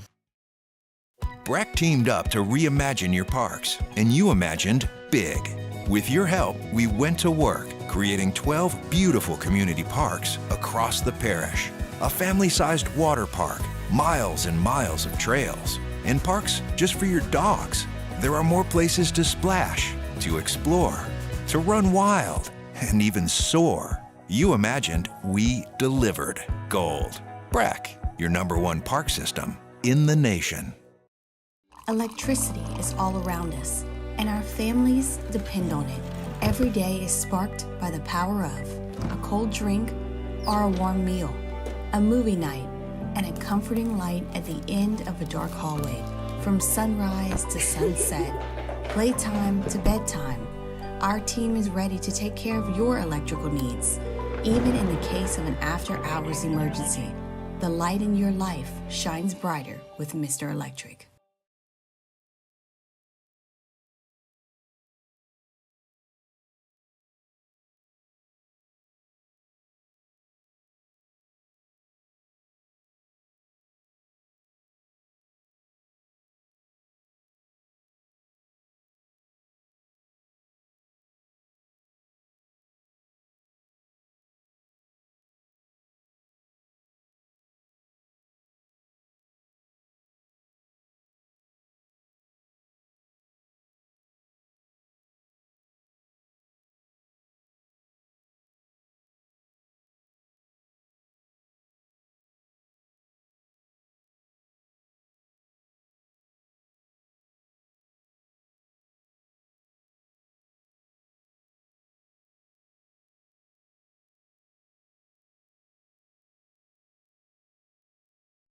On Wednesday's OTB. Start to break down another weekend of baseball at the box. Can softball keep it rolling? Basketball getting ready for the tournament. Off the bench, 7 to 10 a.m., 104.5 ESPN.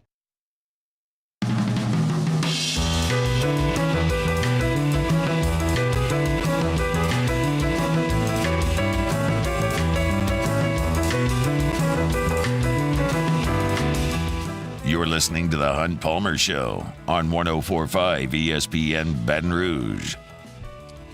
Big win in the PMAC tomorrow. 8 o'clock tip-off, LSU and Kentucky. Cats coming off one of the biggest wins in college basketball, beating Auburn on the Plains on Saturday. LSU with the biggest win of their season, going on the road against the top 10 team, coming back from 16 down to beat South Carolina. Glenn West will be there, and he's just wrapped up talking to Matt McMahon as well as a couple of players. He joins us now on the Jim's Firearms Hotline. Glenn, how are you, sir?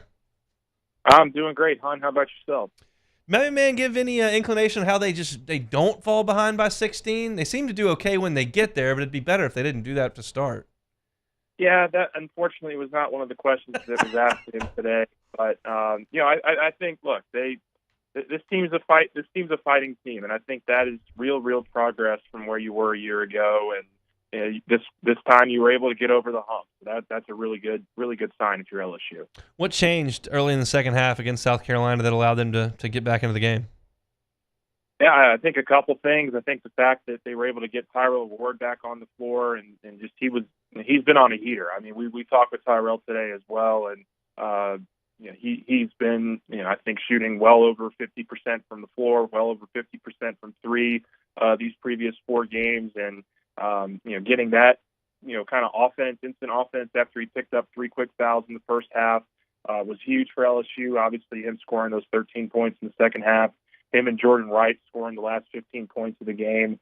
I think the biggest thing, though, that they did was they did their thing where they get back into it, they claw, they scratch, they fight, and they make a couple threes, make a couple good driving layups, and get it into single digits. But I think the biggest thing they did was they didn't turn the ball over when it got down into crunch time. And they were very careful with the basketball over the final 16 minutes. I think they only had 2 or 3 turnovers in the final 15, 16 minutes of that game. And really the last 5 minutes, I thought they played really clean basketball and just were able to make the plays where they had before. And I think it really is that simple. They get the big clutch threes from Tyrell. They get some really good drives to the basket off of some good screening action from Jordan Wright. And then they're able to close there with the big stop there with 15 seconds left to trap it, forces the jump ball. And then they're able to make those 2 free throws at the end. So really just, I think, a well-executed final 5 minutes was the difference for LSU. I think moving forward into this game against Kentucky, Matt McMahon talked about it on his coach's show, and I'm sure he talked about it with y'all, just how good Kentucky is on offense and how quickly they want to play. LSU's gotten into some track meets that haven't gone very well with Alabama and Tennessee and some of those teams. Is there any way they can slow this game down?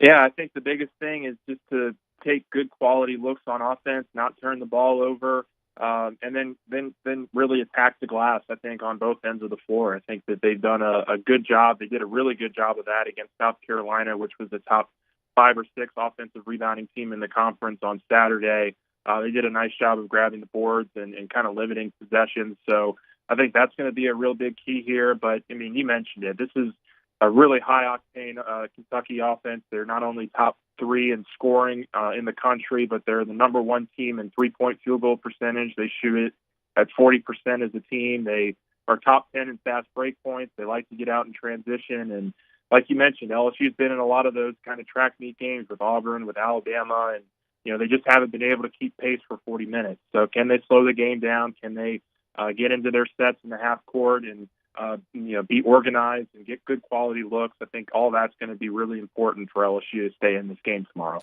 What's the update on Jalen Cook today? Yeah, he's dealing with a lower leg injury that's cost him a couple of games here.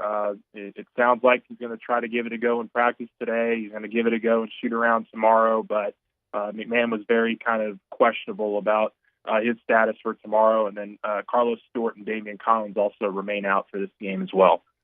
Trey Hannibal running the point, along with Jordan Wright doing a lot of the ball handling as well. Is that enough offense without Jalen Cook to keep up? I think so. I mean, I think that what Hannibal's done really well over the last several games in particular is that he's not turning the ball over either. I think McMahon told us today it's a 3-to-1 turnover ratio, assist to turnover ratio for Trey since the start of SEC play. And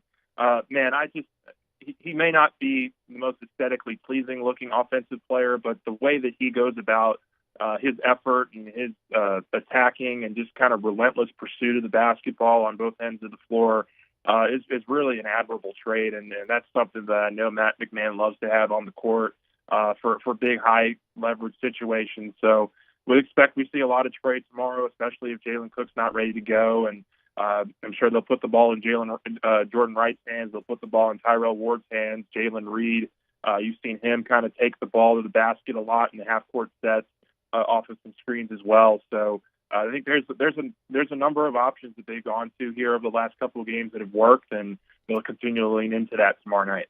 Think they'll have a good crowd? I hope so. I mean, when you're coming off one of your best wins in the program over the last couple of years, and you're playing Kentucky, that's always a crowd drawer kind of game. School's back in section. You would expect the students are out in full force tomorrow night, and I think they're playing their best basketball of the season over these last couple of games. They haven't been able to finish off all of them, but they've been competitive in most of them, and they're coming off obviously one of the biggest wins of the season and of the McMahon era. So you'd hope that the fans recognize that and get out for the game, but couldn't tell you. I mean, it's been very up and down this year in terms of fan attendance for basketball. Glenn West is our guest, senior writer over at Go 24/7. All your team coverage, all your recruiting coverage, they got you covered over there at Go 24/7. You're at the box this weekend. Anything stand out specifically over 4 games? Yeah, I think there were a few things. I think, the two freshmen, Stephen Milam and Jake Brown, are going to make Jay Johnson's job a lot easier or a lot tougher, based on how you want to look at it. And I think both of those guys did a really nice job, at the plate with their discipline. And I know Milam struck out a couple times in the Monday game, but just over the 3 games, I think he's a guy that you absolutely can expect to get on base and at a high rate. That kind of leads me into my next thing was the free passes. They drew more walks and more hit by pitches than they struck out this weekend. That's a big staple for a Jay Johnson offense, and just the way that they're able to generate offense. And I kind of looked at the stats last year. Would you believe that last year's team, they drew 556 walks and hit by pitches, and they only struck out 583 times?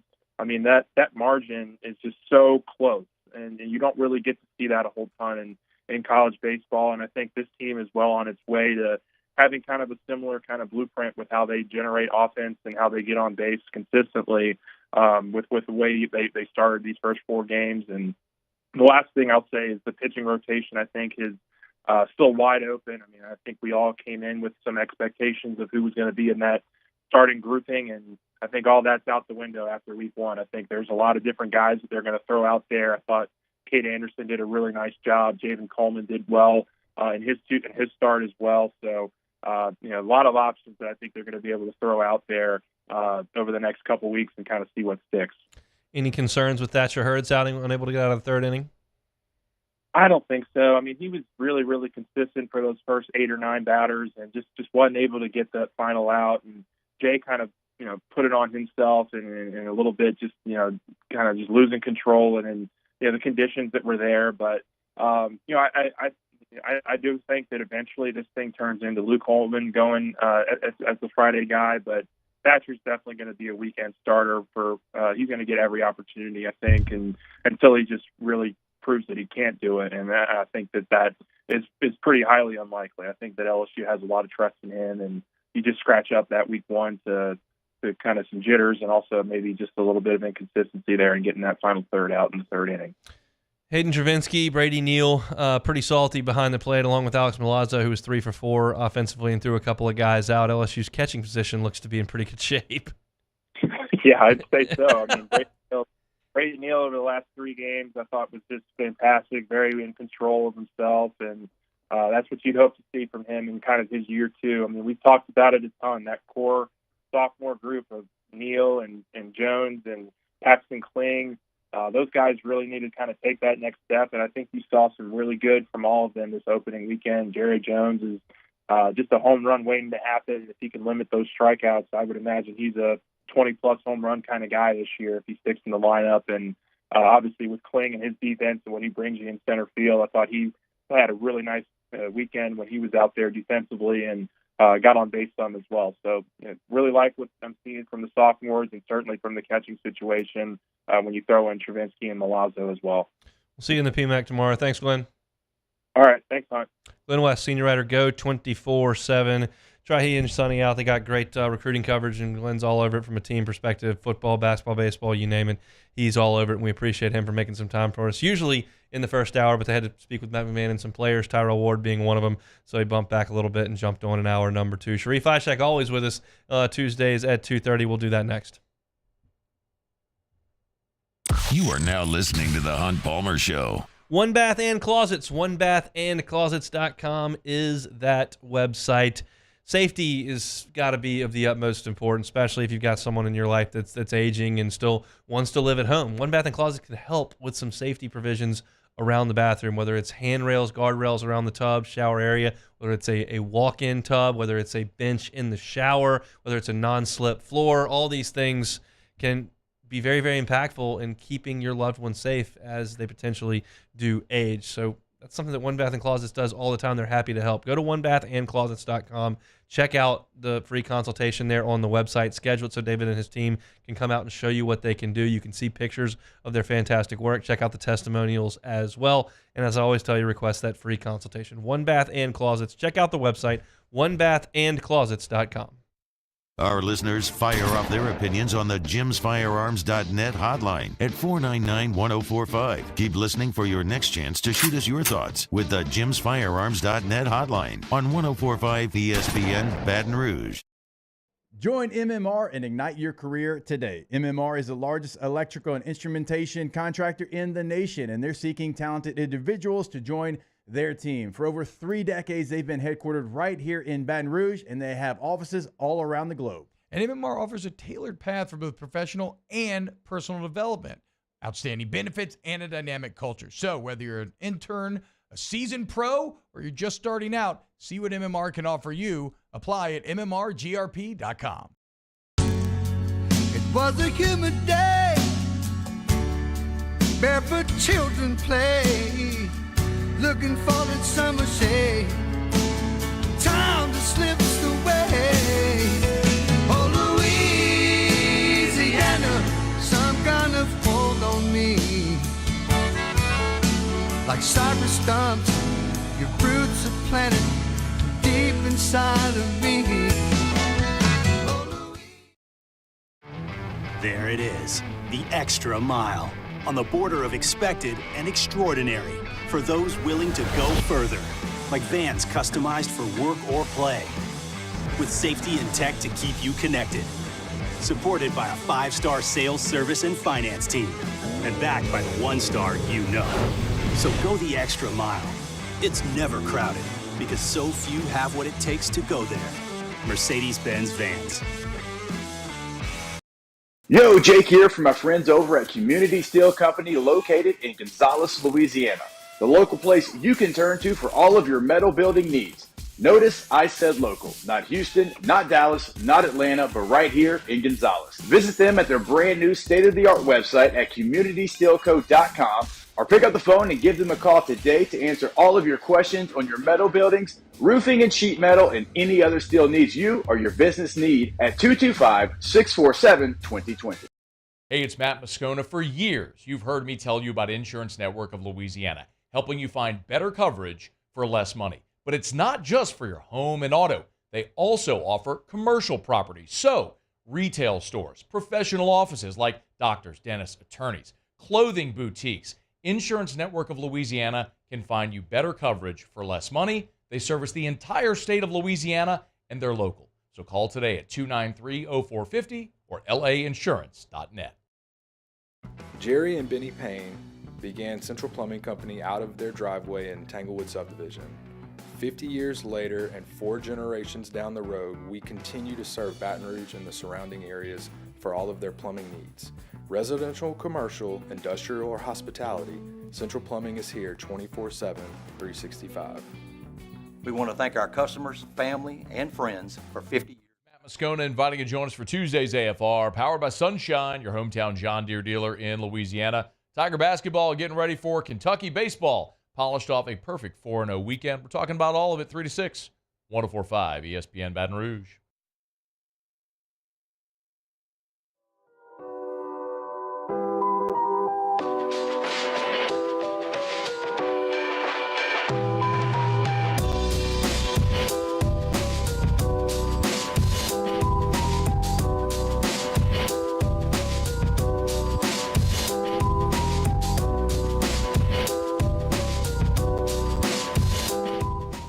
You're listening to the Hunt Palmer Show on 104.5 ESPN Baton Rouge. Trucking right along here as we wind down your work day here on a Tuesday. Hope your work week's off to a good start. Head out to the Jim's Firearms Hotline. Let's chat with our guy Sharif Ishak from WDSU down in New Orleans. Sharif, how are you? I'm good. I was just asking, did LSU baseball lose back-to-back games at all last year?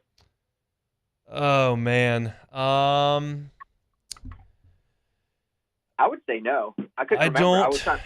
I don't remember them doing that. They lost a series to Mississippi State, and they probably lost the second and third games there because I don't know if Skeens got pushed back a day. But that would be the only one I could remember. I don't know what they had after a midweek. So I don't know. I don't know the answer to that. I have to look. It was a good season. I can tell you that. I mean, yeah, it was a pretty solid season. I mean, I guess I can be fine with the back-to-back losses. I mean, if they did have it. Yeah. So, yeah, it was a great season. You're right. All right, let's talk some Saints. I want to talk secondary with you because we talked a lot of offense last week. What if I told you that the Saints lined up with Paulson Adebo as their number one corner all of next year? Would you be okay with that? It depends on who's the number two corner on the outside. He had a good season last year. I would that's tough, man, because that means you're telling me that the Saints are trading Marshawn Lattimore, which I've talked about quite a few times. I'd be comfortable with it if you had another young veteran playing out there on the opposite side. So Taylor can't do it? You don't want Alontae Taylor to do it? I think he plays well inside, but he's also pretty solid outside. I mean, are you going to go with those guys as your 1-2 outside guys? It might come down to that, Hunt. And I'd be fine with Paulson Adebo being the number one corner. He certainly elevated his game last season. I mean, no one's going to ever be Marshawn Lattimore, but I thought he played some of the best cover corner last season of quite a few of the top cornerbacks in the NFL. He was up there in terms of his rating. So I'd be fine with it. It all depends on if they do trade Marshawn, what they get back for him. So I'd be good with it. I mean, that's probably maybe the direction they're going to head in. Is there another asset that the Saints have as desirable on the open market based on production, age, salary, et cetera, other than Marshawn Lattimore? Like, he, to me, seems like number one on the list. Well, I mean, obviously you're going to scratch off Olave, Rashid Shaheed. Sure. Any of the, Brian Brzee. Probably not. I mean, Alvin Kamara's, can be productive. I'm excited to see if he stays with the Saints and Clint Kubiak's offense. But, the shelf life of a running back, it's tough. It's tough. And I'm sure he would like to prove a lot of people wrong at 29 years old. And I still think he has a lot left in the tank. I just don't think you get, back a lot in return. So I know you asked me this last week. I think, in my opinion, I think Alvin's back next year. Okay. So I would think Marshawn's the only one who has, the most value if you're really going to trade and try to get some return for him. Well, sticking in the secondary, are the Saints okay with Tyrann Mathieu and Marcus May back there? I wouldn't be shocked if they go away from Marcus May. That could be one of the casualties coming up there in the when they start making cuts or once free agency opens. I wouldn't be shocked. They move for him and go to Jordan Howden and Tyrann Mathieu, maybe get another guy in free agency or draft. They like to play three back there, so I wouldn't be surprised if Marcus May is gone. Quite honestly with you, it hasn't been that great with Marcus May in the lineup. So I would not be shocked if he is gone once the season starts. Do you think it's been great with Tyrann Mathieu back there? Oh, yeah. I like it. I mean, Tyrann, the thing about Tyrann, I like the way he plays in the second half of the season. I feel like his best is always in the final 8 or 9 games of the season. He did that his first year here and then did it again last season. So, yeah, I do. I like what Tyrann does back there, and I like it with him back there. I was talking yesterday about free agents that I thought the Saints would pursue from their own team and free agents I thought that they would probably let walk. My contention is that Zach Bond is an NFL player that doesn't fit in Dennis Allen's system, and he's not used properly there. They don't really have a use for him. They'd rather do something different. I just don't think they're going to bring him back, right? Well, you think they're going to let him rush the passer? They haven't done that in 3-4 years. Well, they started to let him. They definitely let him. He did it a few times last year. He did it a few times, and he was effectively. At times, he was effective. If you get him for a cheap price, I guess you bring him back. I mean, that's it. I mean, you're not getting a pass rusher in the market right now. That's going to be the high productive guy. I mean, I don't know how the Saints are going to lure in somebody on that defensive line outside of the NFL draft. Maybe I'm wrong. I'm taking the salary cap out of it. I just don't know how you lure somebody in to add to that defensive line outside of the draft. So I can see Bond back. I mean, at a cheap price. Let's switch sides of the ball. They've kind of shored up that offensive staff, and we've certainly talked about Kubiak and bringing him in, but they've continued to add over the last 5-6 days. It's definitely a new look staff. There's no remnants of the Peyton Breeze era there. How do you feel now that it's basically set up? I like it. I told you we got to give Dennis Allen his credit. He went out there, made the changes that were necessary to make them a contender. Everyone was like, "Oh, you got to get away from the Sean Payton era," and they did. They wiped the board clean essentially with everyone on that staff except for Jari Evans, Clancy, the tight ends coach, and a couple other assistants. But yeah, I mean, Dennis and Mickey did exactly what they said we're going to do. They were going to wipe the board clean, start over on offense, and have done that so far. I like Kubiak. You got to have an innovative guy. He's brought in some of his own guys so far. I'm just interested to see how they're going to work with that offensive line. They got pretty much all their coaches in place. So I think that's going to be the biggest thing. Who is going to be in and out of that offensive line this season? Because that's going to be the biggest question mark for the Saints going into this season. Can they keep Carr upright because of that offensive line? So this time next week, the NFL Combine will be up and running up at Indy. I'm certainly not going to ask you for players that you're watching at the Combine because we're a little early for that. But is there a position group that you think the Saints might go up there to take a significant look at?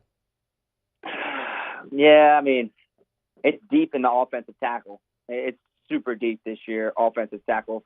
Look. Good, because the Saints don't have any at the moment. Yeah, you're right. I mean, it all depends on – man, look, I wouldn't be surprised if Ryan Ramczyk retires. Exactly. That knee's beat up.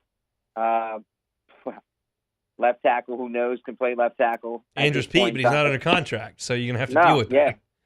So let's see how they address things. And I know we talked about what can they do in free agency with defensive line, and I just want to see how they get through the free agency first. But, yeah, I think offensive tackle is the number one spot they're going to probably look at. I personally would like to see them do that in the second round. And in the first round, I would love for them to get a playmaker. If Brock Bowers falls, you can't pass on Brock Bowers. You'd be foolish to pass on a playmaker like Brock Bowers. Even Brian Thomas Jr., you have to replace Michael Thomas with somebody. So, I mean, Thomas, perfect. Give them a 13 jersey. All you got to do is add the junior to the back end of it. I mean, you got to get a guy who can go down the field, make some plays. The other two, Rashid Shaheed and Chris Olave, can do that. But if you add Brian Thomas into that mix, I like it.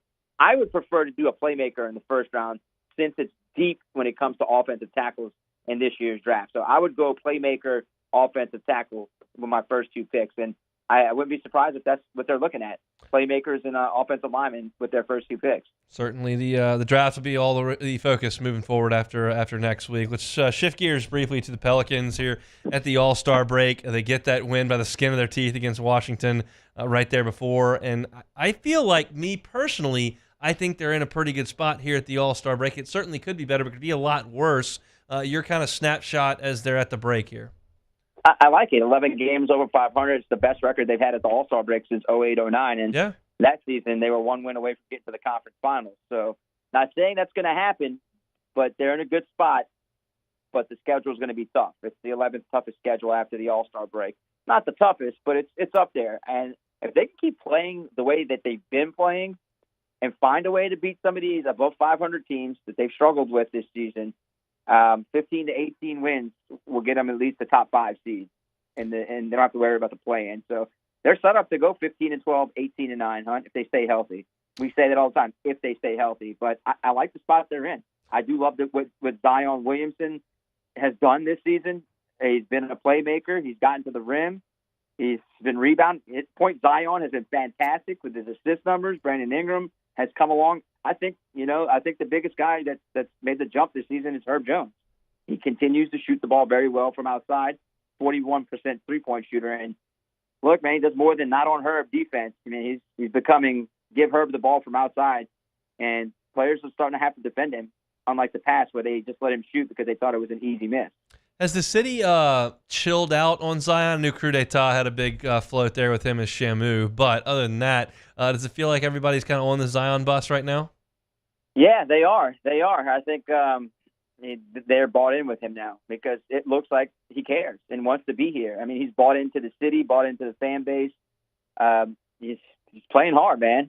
He takes those tough falls, and in the past, some of the falls that you've seen him take this year, you're like, oh boy, he's going to get up, bounces right up, goes to the free throw line, and tries to make his free throws.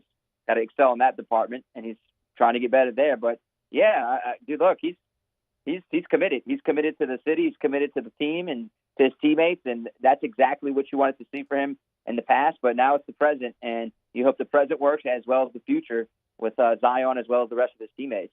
Back in action here in just a couple of days. Sharif, we'll talk next week. Thanks, man. All right, found out they lost back-to-back games twice last season, Mississippi State and the SEC tournament to Arkansas and Texas A&M. There's your answer. There you go. You're all over it, Sharif. We appreciate you, boss. All right, buddy. Sharif Ishak, WDSU down there in New Orleans, our official New Orleans correspondent for all things Saints and Pels. We'll take one more time out, come back and close things out. It's the Hunt Palmer Show. The Hunt Palmer Show. In times of need, get a full list of phone numbers, websites, and other important emergency information on the Demco Stormwatch page at 1045ESPN.com. He's here. Anyone want a Coors Light? Oh, shoot, I forgot to play the song. I got a guy who can fix this. There's never been a better time to catch a John Deere deal from the crew of Sunshine. Ask us about our low monthly payment options on our tractor packages and let the good times roll. With equipment strong enough to power one of the world's largest celebrations, we've got your needs covered too. Learn more about what it means to be powered by Sunshine at sunequip.com. Some restrictions apply. See dealer for details. Offer ends April 30th, 2024.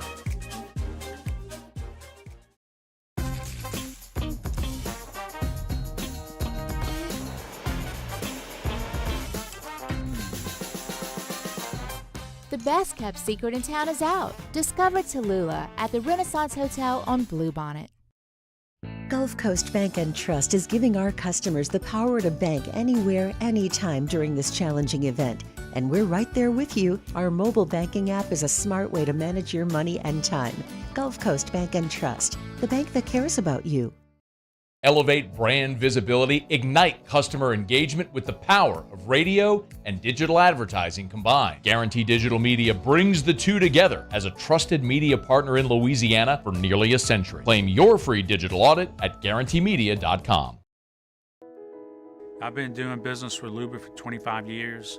They're dependable, trustworthy. It's just the attention to detail with our clients.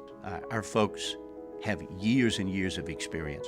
They're highly trained professionals, but many companies have that asset. What I'd like to think makes Luba a bit different is that we use those talents in a way that truly is dedicated to serving the needs of the folks who depend on us.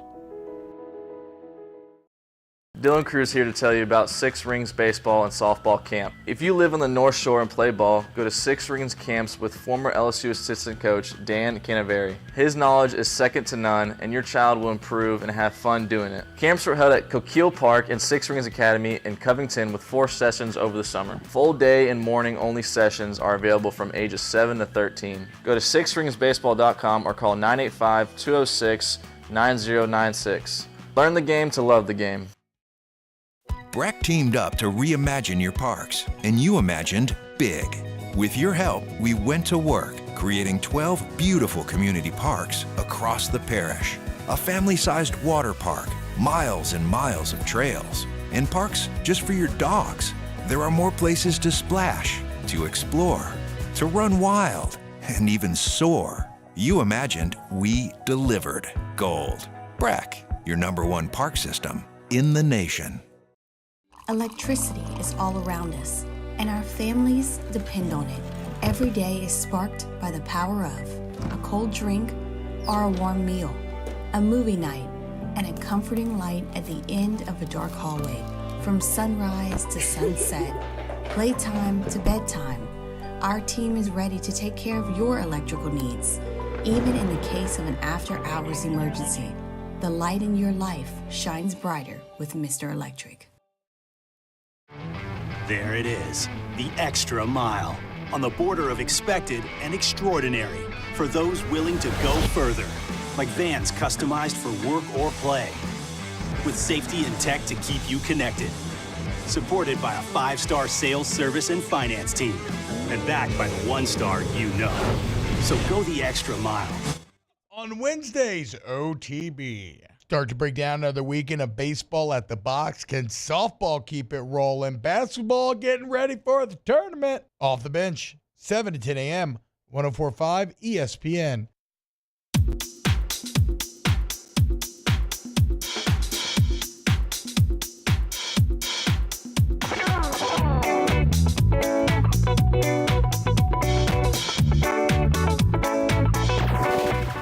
This is the Hunt Palmer Show on 104.5 ESPN Baton Rouge. A couple of housekeeping notes here as we wrap up on a Tuesday. I want to remind you, Baton Rouge Community College has a big game coming up this Saturday at 4 o'clock. They'll host Southern University of Shreveport. Got some playoff implications on the line for the Bears. And they'll also have a performance by Cupid at halftime. So if you're looking for a little fun afternoon here in the capital city, want to watch some basketball, really affordable, great seats in a gorgeous gym, Baton Rouge Community College has a big one. February 24th, that is this Saturday, 4 o'clock. Cupid performing at halftime, so go out and see the Bears. And tonight, sports trivia at Pluckers, 8:30 Nicholson location. We'll be watching hoops. You can win some Pluckers gift cards, drink some cold beer, eat some awesome wings. Always a fun time here on Tuesday. So get out to Pluckers for a little sports trivia. We'll be out there at Nicholson location. We're done before 10 o'clock every single Tuesday. So grab a team, just come on by yourself. Have a good time. It's Pluckers trivia every single Tuesday. All right, back. Take it or leave it. All right, first one here. Jeff Passan of ESPN is reporting that Major League Baseball is eyeing expansion in the next 10 years. Nashville and Salt Lake City have already created groups to get their bid process underway. Take it or leave it. I'm okay with it. I'll take it. This has been the longest MLB has gone without expansion in almost 100 years. So the last time they expanded, obviously, was Diamondbacks and then the Devil Rays, and it's been quiet since then in the early 90s. So Nashville's been kind of like a slam dunk forever with all that, and then Salt Lake apparently has put together a pretty compelling case. I just saw the Cubs logo flash up on SportsCenter. I was making sure we didn't make some kind of signing. That's very distracting. Just a highlight from Nico Horner. But Salt Lake City's small, but apparently they support the Jazz really well. And they've got the infrastructure to make it happen. They may be a temporary landing spot for the A's before they go to Vegas. So, Portland's been mentioned a few times. I don't know Seattle, how maybe? Well, they've got the Mariners. Oh, yeah, right. I don't know Seattle's why I said an that, NBA thing, but it came into my mind too, and then I caught myself and went, well, they have the Mariners. But it depends on how it impacts the divisions. Like I saw in Passan's piece that they may have the Mets, Yankees, Red Sox, Toronto in a division and blow up the American and National Leagues. And again, I can get on board with it. You just got to, it's one of those deals, just tell me the rules, the Cubs will be fine. But I don't want to, blow up all the divisions and lose the Cubs Cardinals. And that's what's happening in college football already. You get over it and you play games and it is what it is. But it just seems unnecessary. Feels like you could find a way with 32 to make it work pretty amicably. Moving on, the UConn men's basketball team became the first unanimous number 1 in the AP poll this season. The Huskies are 24-2, 14-1 in the Big East. UConn will make the Final Four. Take it or leave it. They got a big one at Creighton tonight. I'll take it. I think they're really good. I think they got a great chance to make the Final Four, but over 40 minutes in that tournament, you start missing some jump shots and you can be in trouble in a hurry. So they're really good. They proved it last year. They won every tournament game last year by 13 plus. They were clearly the best team at the end of last year, and this team is very, very good as well. Long season in a crazy tournament, but I wouldn't bet against them making the Final Four. All right, last one here. JJ Redick called out his former head coach Doc Rivers, saying, "I've seen the trend for years. The trend is always making excuses. Doc, we get it. Taking over a team in the middle of a season is hard. It's always an excuse. It's always throwing your team under the bus. There's never accountability with that guy. Take it or leave it." He played for him. So I'll take it. Like he's been in the middle of it. JJ Redick is phenomenal on TV. He's very good. He's excellent. He is not scared to ruffle feathers with the guys on the set that have been at it a lot longer than him and are older than him. He brings good information. He brings opinion. He's well spoken. Like, he's the total package on TV. I think he's fantastic, and I don't think he's making this up to be a shock jock. I mean, I think Stephen A. Smith and Russo and some of those guys, certainly Skip, like they'll just kind of yell and scream at the clouds and make up controversial talking points. I think Redick just talks, and when you do that, your words mean a little bit more. And so in this case, I'm not prone to think, oh, he's just trying to shake things up and make people watch. I think he's saying, like, I've heard enough. I've played under you, and I've seen you at the media, and I don't think that I was shocked Doc got the job. Coming off the it didn't make any sense to me. It's just, that's crazy. But I think Redick's fantastic. So shout out Garrett Temple for making him cry in the tournament a few years ago. That'll do it for Take It or Leave It here on this Tuesday. Open things up talking about the struggle the group of five are in and what it may mean in the Ross Dellinger piece on Yahoo. I really enjoyed that piece and gave my thoughts at the top of the show. Matt McMahon sound, as well as some baseball and NIT talk in the first hour. In hour number 2, college football playoffs going to the 5+7. What does that mean? And Glenn West and Sharif Ishaq were with us. If you missed any of it, you can always catch it on demand. 1045ESPN.com's on-demand tab, Apple Podcasts, Spotify, Google, wherever you find your sound, as well as on YouTube. Matt's about to drive you home on AFR. Hope to see you Pluckers. If not, same time, same place tomorrow. It's the Hunt Palmer Show.